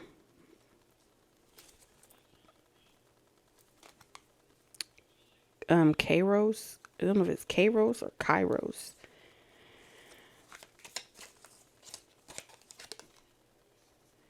Damn, there's a riddle. Okay, so let's get into your riddle here. The shadow. There was a knot. Okay. There's a contract, a knot, a queen, and something about giving birth to, making the decision to give birth, trying to force and get what it is that you want and not tying the knot with someone or forcing some type of commitment with someone, and it's not, they're not supposed to go with you, has a it flips a switch and something else happens. And then what happens is a part of some type of apocalypse, a revelation.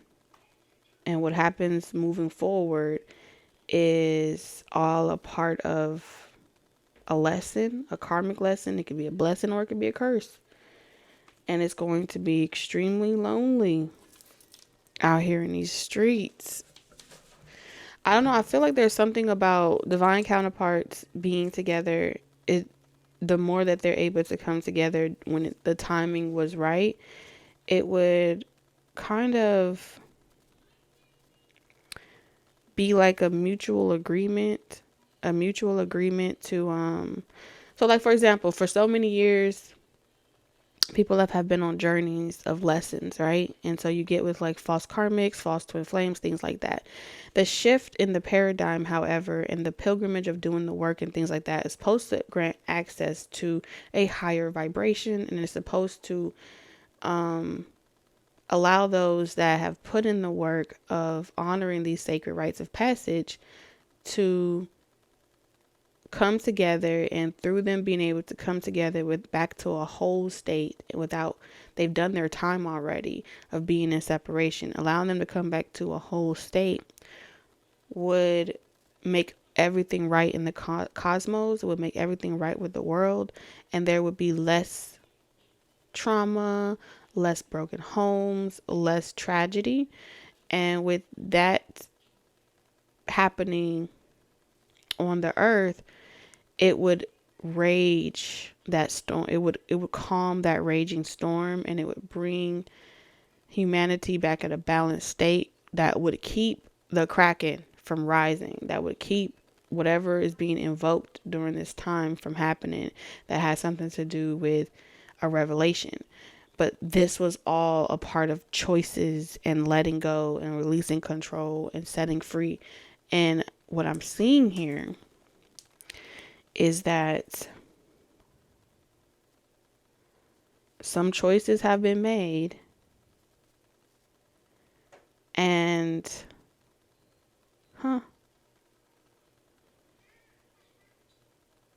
damn. Yeah, this is giving birth to red. Something about giving birth to red. And it's going to come from a broken heart here.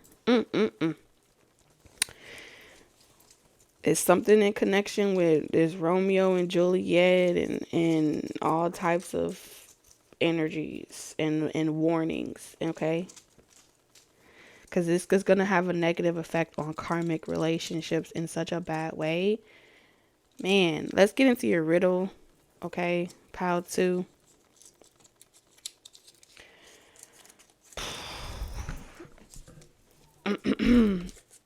All right, so you're gonna have to let me know in the comment section what you think the answer is. And for those of you that are capable of answering this without looking it up, without cheating, I feel like it's going to really unlock or activate even deeper knowing for you, because you get it on all levels. All right. What kind of coat is always wet when you put it on? Let me know in the comment section. Again, the riddle is, what kind of coat is always wet when you put it on? All right. And is there anything else, Spirit? Oh, yeah. If you are a part of the Stay Nested membership, there will be a hidden key on the community tab in connection with Pile 2 that you'll be able to retrieve. And I'll see you over on the community tab for all of my Stay Nested members. Love you guys, and I'll see you in the next one. Bye-bye. Pile 3, those of you that were drawn to this random rock that found its way to me, this is going to be your reading.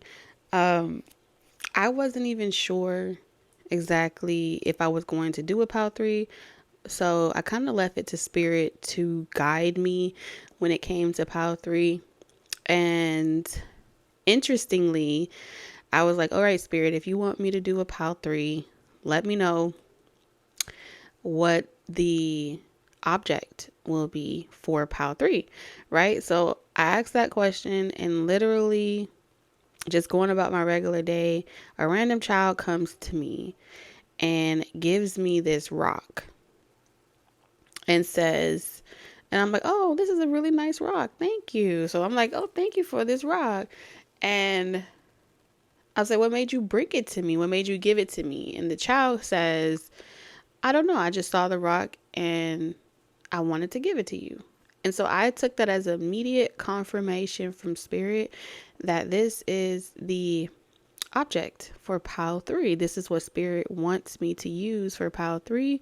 This is what spirit wants me to do. And it's very important that that is what you receive from whatever comes out in this reading, because I do feel as if this reading is intended to be a very direct message to a very direct collective. Whoever you are,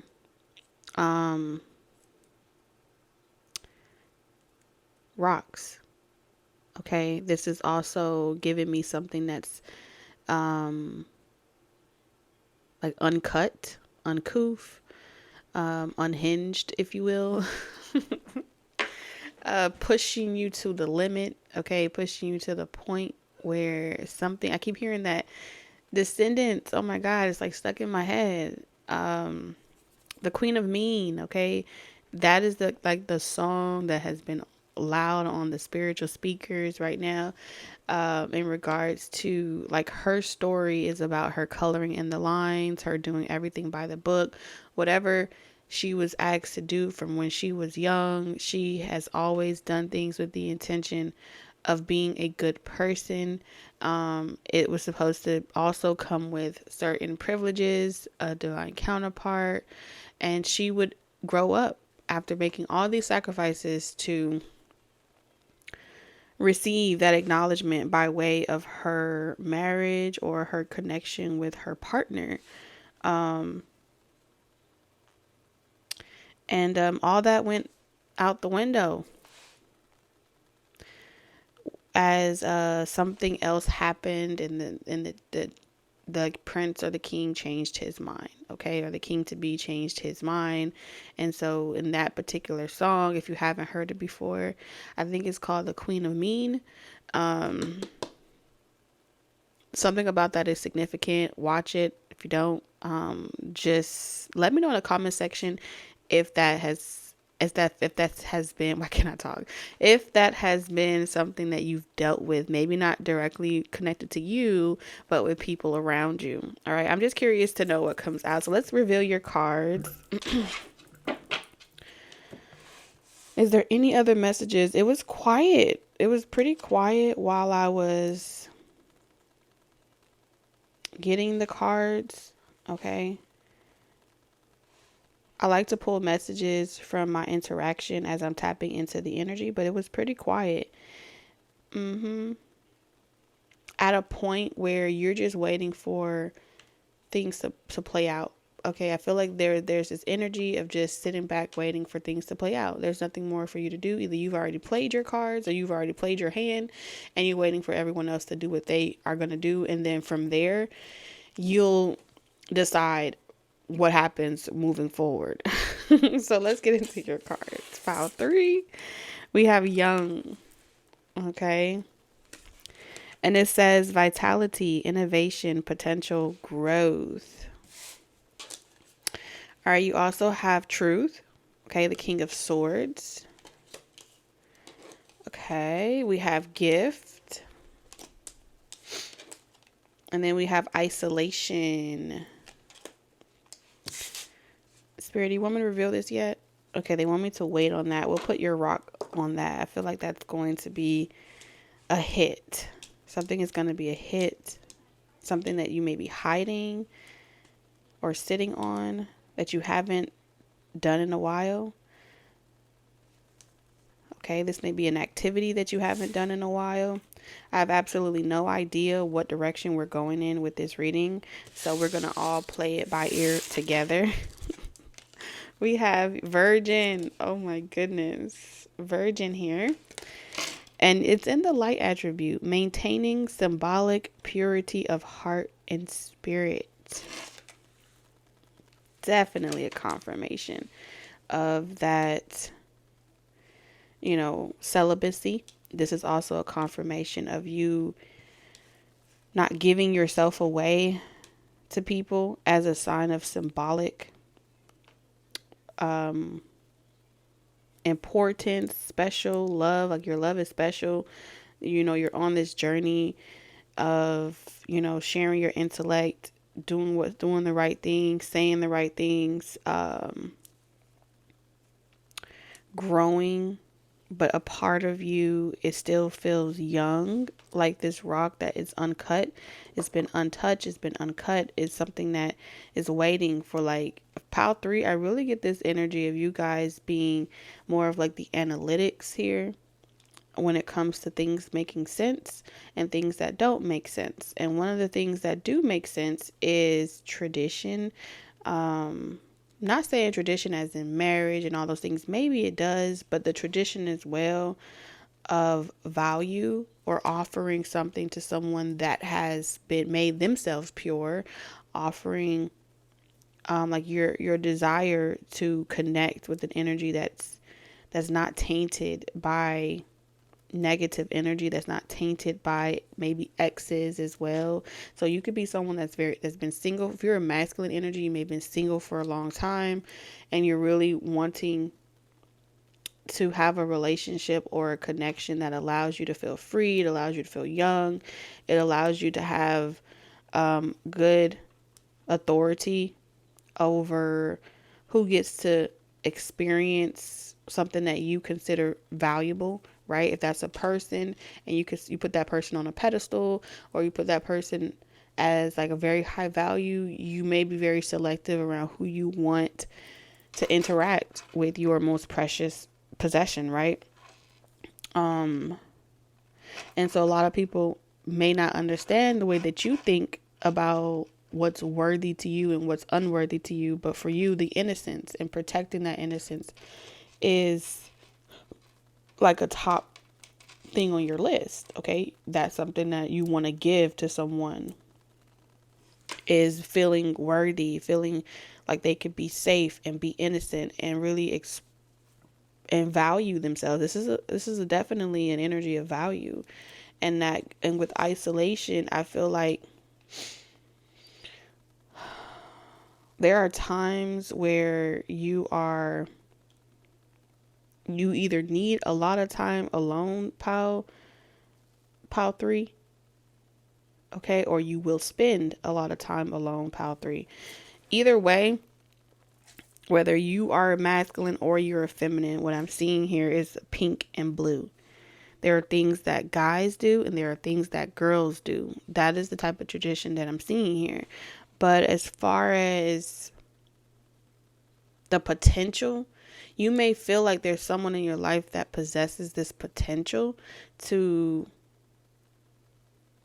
that has this potential and that they deserve this.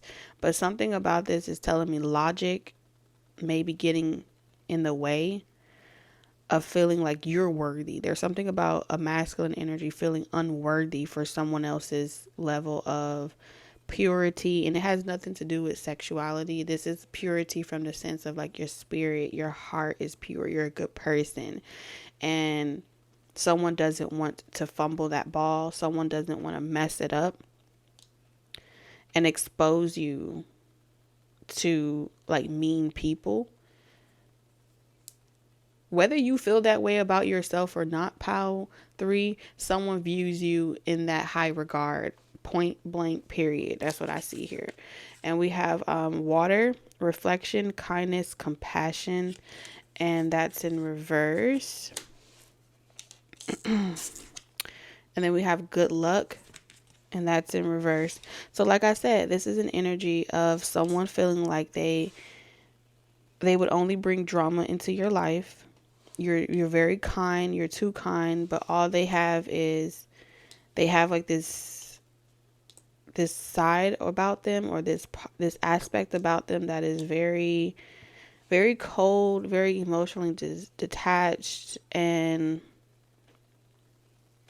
they want to have fun, they want to enjoy their life, they want to take risks, but a lot of what they have to offer, people don't perceive it as a gift, because they see it as, oh, you just exposed me to something that I wanted really bad, and then you snatch it away, leaving the other person feeling vulnerable, leaving the other person feeling as if they were, what was wrong with them? Why weren't they good enough? So there's this energy with pile 3. If you were ghosted or left behind by someone and you ask yourself, like, what did you do wrong? All you ever did was, you know, show this person how genuine of heart you are, how good you were, and they, like, you just kept showing up for this person. There's just a feminine energy of constantly showing up and this person constantly pushing them away. So if you've dealt with a particular runner or someone that was, maybe they befriended you, but they didn't really necessarily choose you, but you've always been there, you've always extended and maintained some type of kind nature, and this person still didn't necessarily like choose you, because this is telling me that even though you've been all those things, it didn't go in your favor. Something didn't go in your favor, or it hasn't been going in your favor, and it's left you asking yourself a lot of questions like, what's wrong with me? Why didn't this person see the value in me? Why did this person, why do they struggle with committing? I'm a good person. I have a lot, I'm a good spirit. I love hard. Why isn't love enough? Why isn't my spirit enough? And so it's left you feeling very vulnerable, almost to the point of like triggering some type of reaction in you with luck in reverse. Where it's like, if you couldn't have what it is that you wished for, you couldn't have what it is that you wanted, it just flips a switch somewhere where that Ace of Cups energy is becomes selfless. Like, you go from being selfless to selfish, and that's that sense of like, okay, well, I don't like what my reality is mirroring back to me. I've done everything right. I have done everything by the book, and I get nothing in return. So that isolation, that time to think, that time to ponder on why you do things the way that you do. Why is it that you are attracting people that are emotionally unavailable? Why is it that you're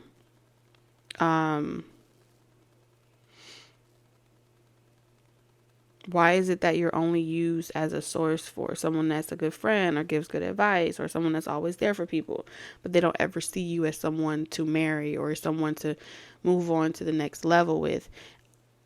Pile 3, this has absolutely nothing to do with you. This has everything to do with whoever you've come in contact with along your journey. They have their own desires. They have their own issues. They have their own things going on in their life, their own belief systems. And when it comes to their choices, they're going to make it based off of their belief systems and what they have at their discretion to work with, right? If you could perceive so much more, but the person that you desire is only able to see a certain lifestyle for themselves or a certain reality, you can try to convince them till you're blue in the face, right?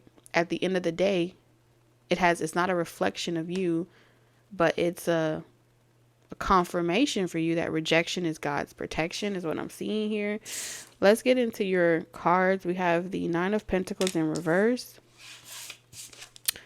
We have the Page of Swords in reverse.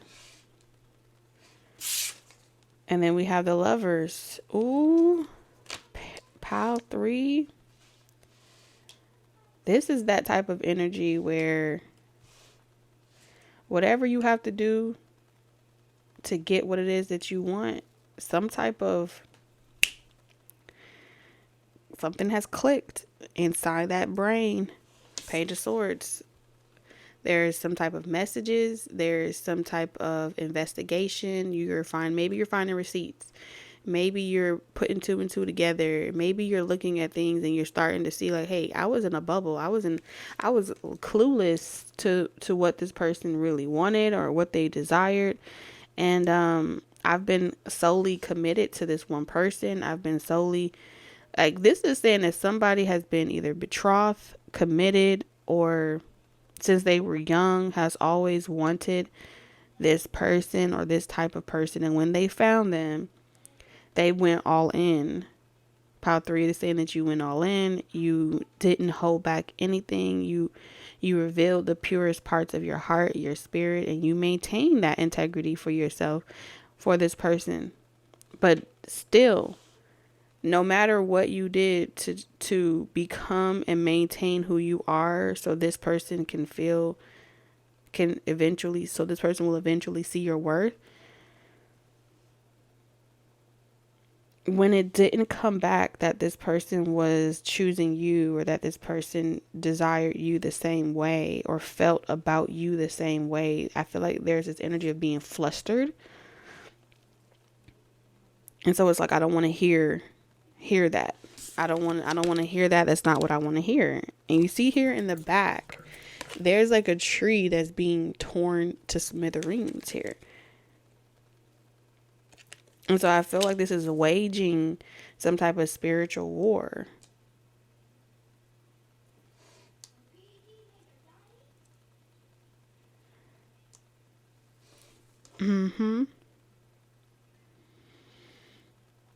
Because you can't get back your youth, you can't get back your life, you can't get back all your whole life. All you knew was that person. All that was, it's like having seen someone as the truth, the way, the truth, and the light. Since you've been young, you've always believed in one particular way, and to have that taken from you, and feel like you're no longer worthy, it's left scorn energy here. And with the Lovers, this is pretty much saying, like, in this card, she's sitting there doing nothing and he's coming back. So this is like, well, forcing that person, even if you have to do it by spell work, even if you have to do it by means of you abandoning them, taking away your kindness, no longer being available to them. You don't cherish this gift, I'm taking it away. You don't know how to treat me, I'm taking it away. So now you take you take that relationship, that friendship, everything away.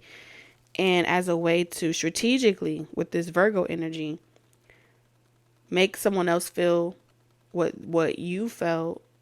And when they realize what they've lost, that they'll come back and make it right. That's what I'm seeing here. That's what I'm tapped into, Pile 3. And so it is like spite, vengeance, a little bit of petty energy with the Page of Swords, communication, very short, keep it very professional, or, on short speaking terms, because there's some type of trigger. And expecting this person to come in and make it right. And so you're spinning your gears, the wheel is spinning. This could go one or two ways. Either this person will come in, make it right, or they are going to regret it. 9 of Pentacles. This could also be like situationships where people have made promises of them leaving other people for these types of connections. Pile 3, you may be in a dynamic similar to that. And with the 9 of Pentacles in reverse, y'all had something going on here. There was something going on. You were there to help this person when they were down and out. You were there when this person was abandoned by relationships. You were probably there while this person was going through a divorce. There's also energy of, like, you gave this person devoted commitment even without a commitment, without a marriage or anything like that. I feel like you were there for them. And so that is some type of contract with the 8 of Wands.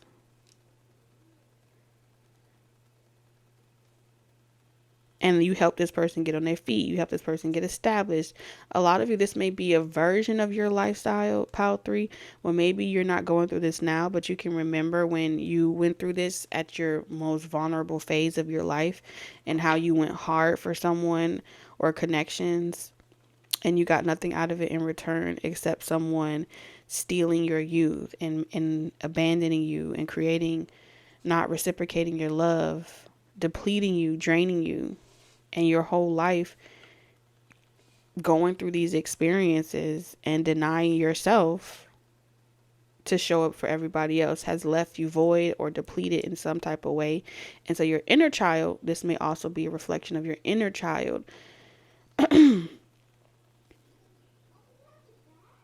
that hasn't been tamed, that hasn't been refined, that didn't get to grow up because that sweet part of you was taken, right? That pure heart was tampered with at an influential age or state of mind or consciousness level. So your perspective of anything good coming to you may be very limited. Yes, it's like, okay, I'll believe it when I see it. If it happens, it happens. If it doesn't, I'm not getting my hopes up because I know what this is. Yeah, we have the devil and the star. So it's hard for you to see the good in the world after going through so many bad experiences. The Eight of Cups.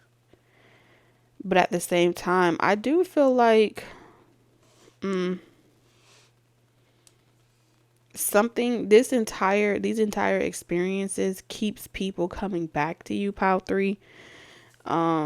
To come back in and make it right with you, because every time they do you like this, because of your pure nature and your good spirit, there's some type of curse that's invoked where, because they didn't see your worth or they didn't see your value, when they go off and try to move on with other people, that curse becomes invoked and they have no choice but to keep coming back to you, even if they want to move on from you, because of that spiritual tie. Yep. Eight of Cups, Eight of Wands. They try to move on. And then you become aware of how you're being done, or what the reality of the situation was all along. And that becomes like, that's a woman scorn right there. And this happens in men too. You know what I mean? It's not just a female thing. It's a traumatic response. Okay. When you go through certain experiences of trauma, especially in regards to innocence, it creates the hermit energy, a need to heal, a need to go within, to detach from the world, to figure out and heal the inner child. This is Pile 3, why the healing of the inner child is so significant.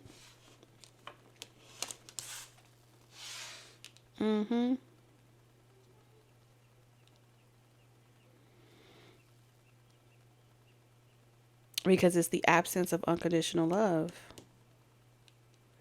that not only blocks it for that person that you curse, but it also blocks it for you. So now you have two people triggered and acting in vengeance. And I feel like the more that this person, they try to run away and they try to move away from you, but they can't figure out why they keep having to come back and make it right with you. And then they don't ever want to find themselves tied up in this type of situation again. Someone's trying to learn their lesson once and for all, Pile 3, because they don't want to find themselves in a situation where they are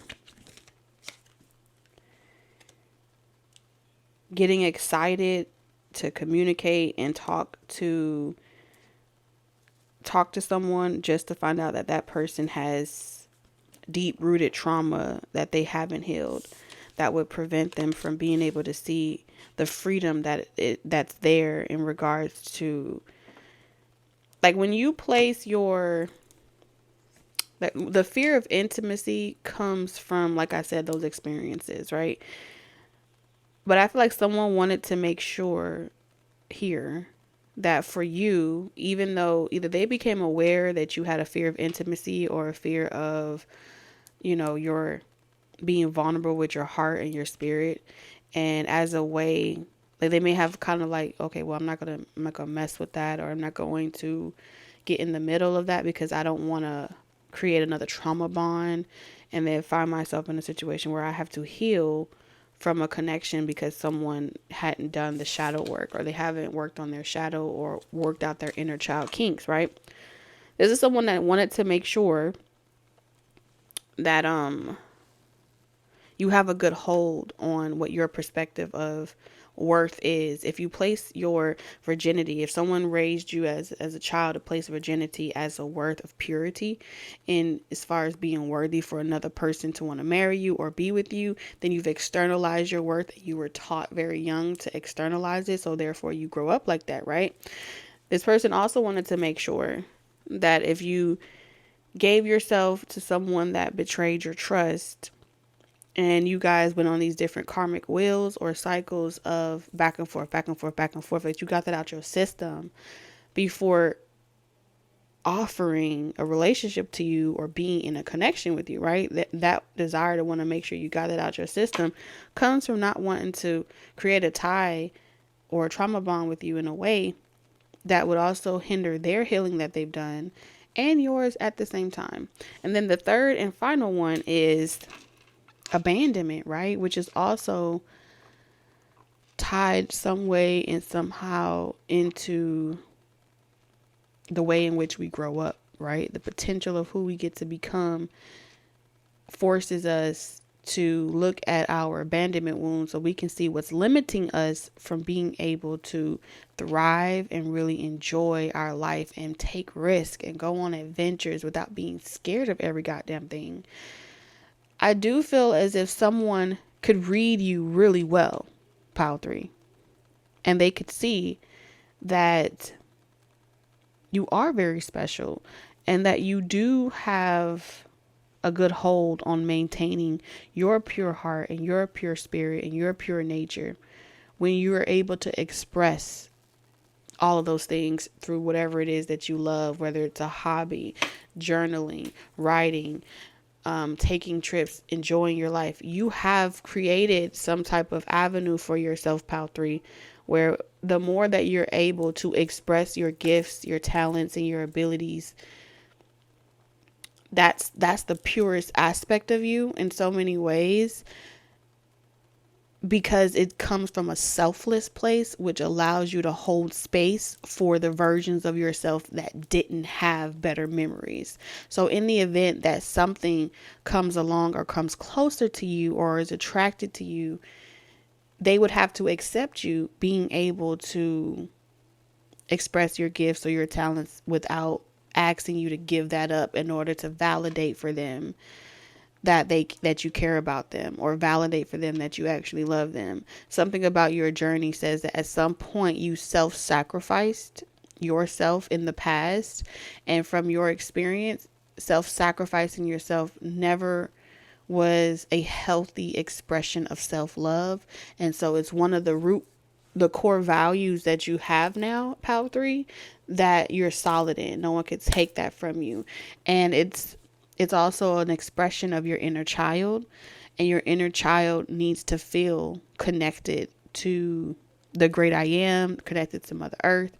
And so whatever it is that you do to express your gifts, your talents, and things like that, you relish in the delight of having that freedom and youth expressed through whatever it is that you do.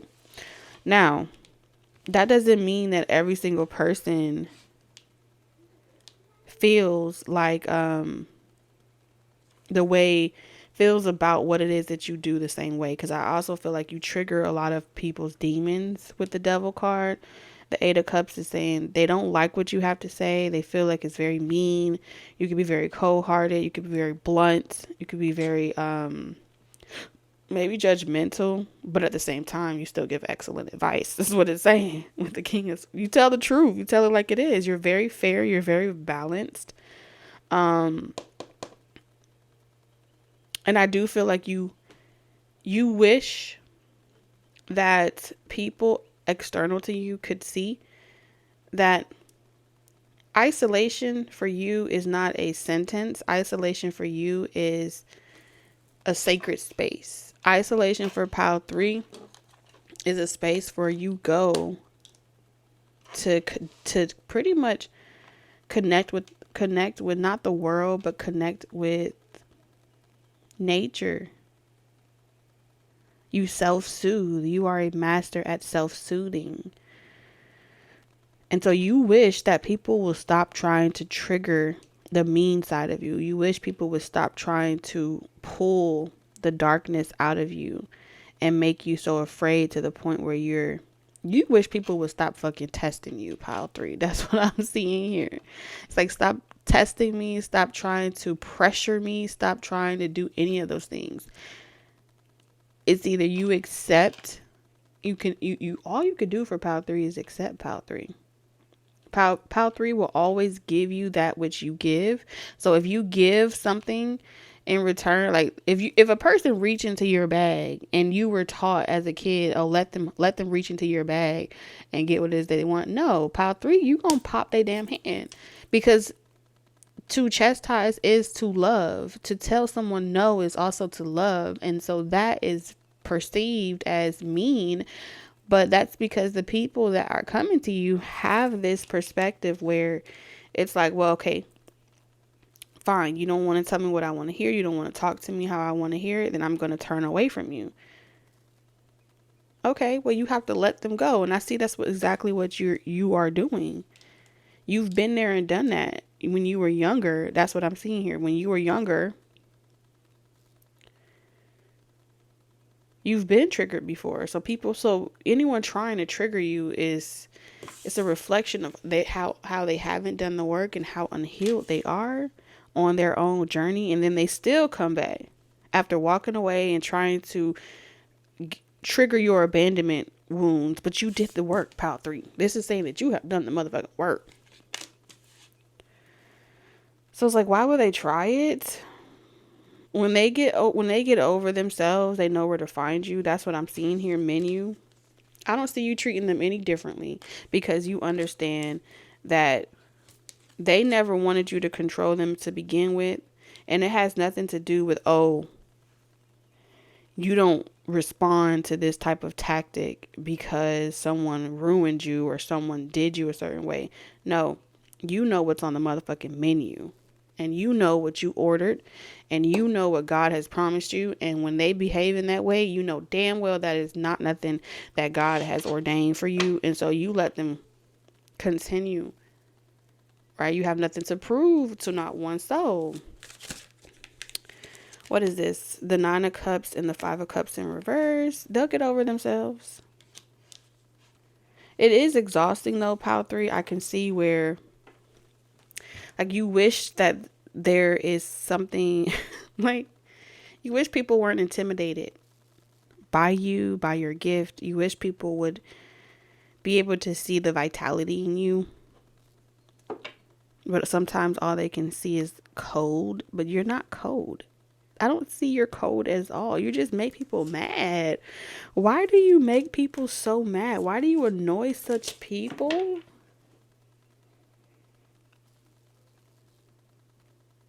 You trigger, when I say you trigger people, pile 3, you trigger people a lot.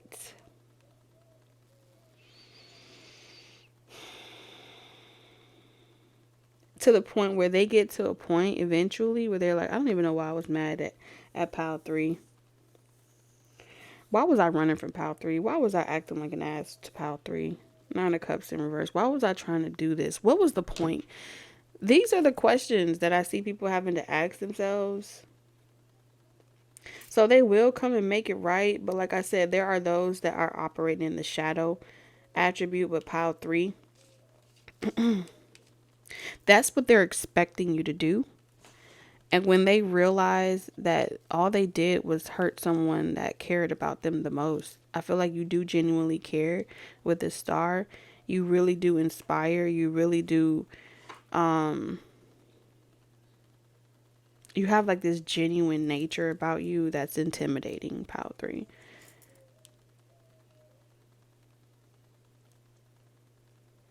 And they are intentionally trying to trip you up and cause you to be like, oh yeah, you're gonna do that to me, then I'm gonna do that to you. And you know that that's just very childish. There's a healthier way to express your youth.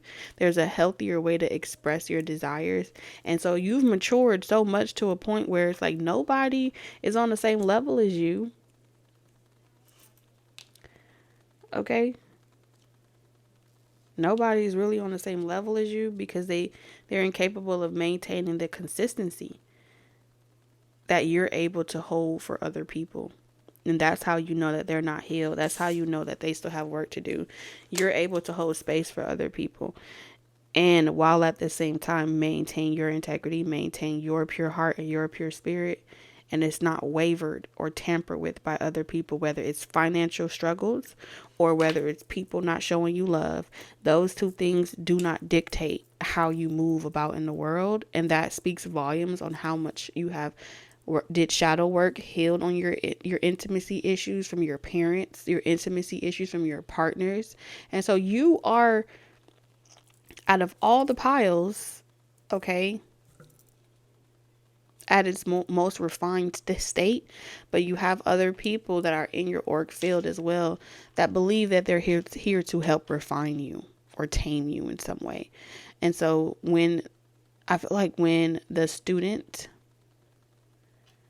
has reached a certain level of mastery, there's something else that you're meant to learn. And I feel like the other aspect of what you're meant to learn, it does look like the dark side of something, the flip side of something.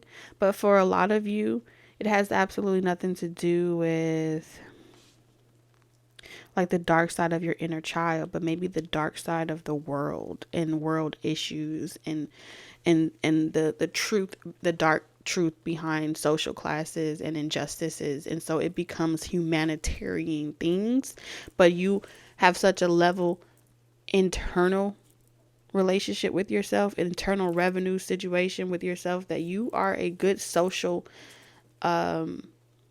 studies explorer, observer of humanity in some capacity. And so you do need a relationship or a partnership where they will not be chastising you all the damn time because y'all have to spend time in isolation at times to put yourself back together. You need someone that understands the assignment. And it's not always going to be we're able to be with each other all day long. But you both will always come back to each other. And so God has already shown you the level of excellence you will encounter when it comes to relationship. And I don't see you settling. You can't settle even if you wanted to, because it's already written. It's already prophesied. Yeah, the Hermit. So let's get your cards. This is very, very straight to the point. Okay, let's get your last card.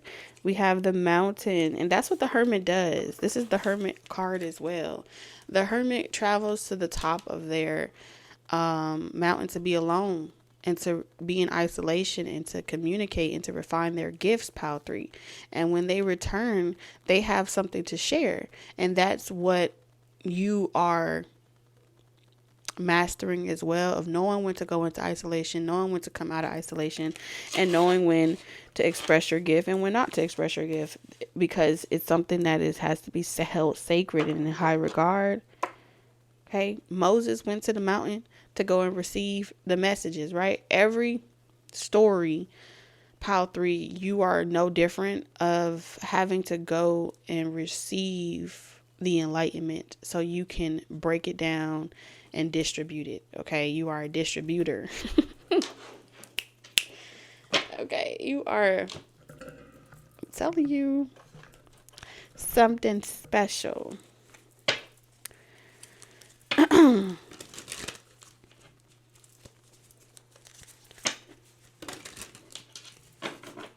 So you're some type of leader, or you're about to be a leader of something. I don't know what it is, and I feel like you're gonna figure it out what it is as you go along, and you'll know. Okay. So we have, yes, you went through some type of review. It says you've accomplished a great deal in your life and you have much to be proud of. Now it's time to decide what's next. As you contemplate the past and the present, you'll get clear on your divine life purpose. Don't be distracted by conventional thinking. Be the real you. I'm telling you, let's be real. I know, Pile 3. I know. Okay, it says a happy change. It's going to make you happy though. Your angels have heard your prayers. You have banded together to create real and joyful changes in your life. Events begin to move forward, and great progress will now be possible. You may need to make some rapid decisions due to the suddenness of activity. Be confident and trust the guidance you receive. All right, Pile 3, I'm sending you guys lots of love, wisdom, and guidance. I did forget to give you your. Where is it? There is something I'm forgetting. I'm sorry. I'm sorry. Let's get your riddle. So take some time.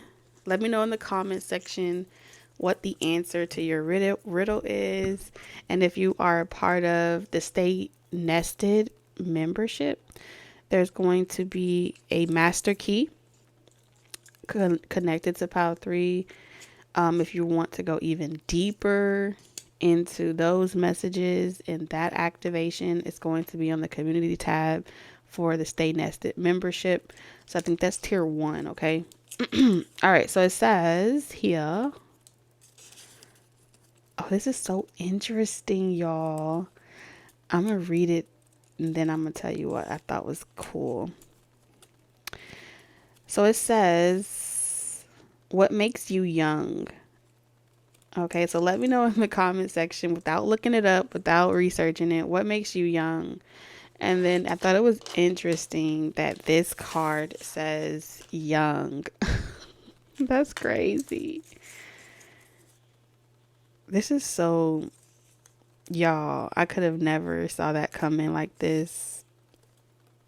This is beautiful. All right, y'all. I'll see y'all on the Stay Nested community tab, and y'all have a wonderful evening. Bye-bye.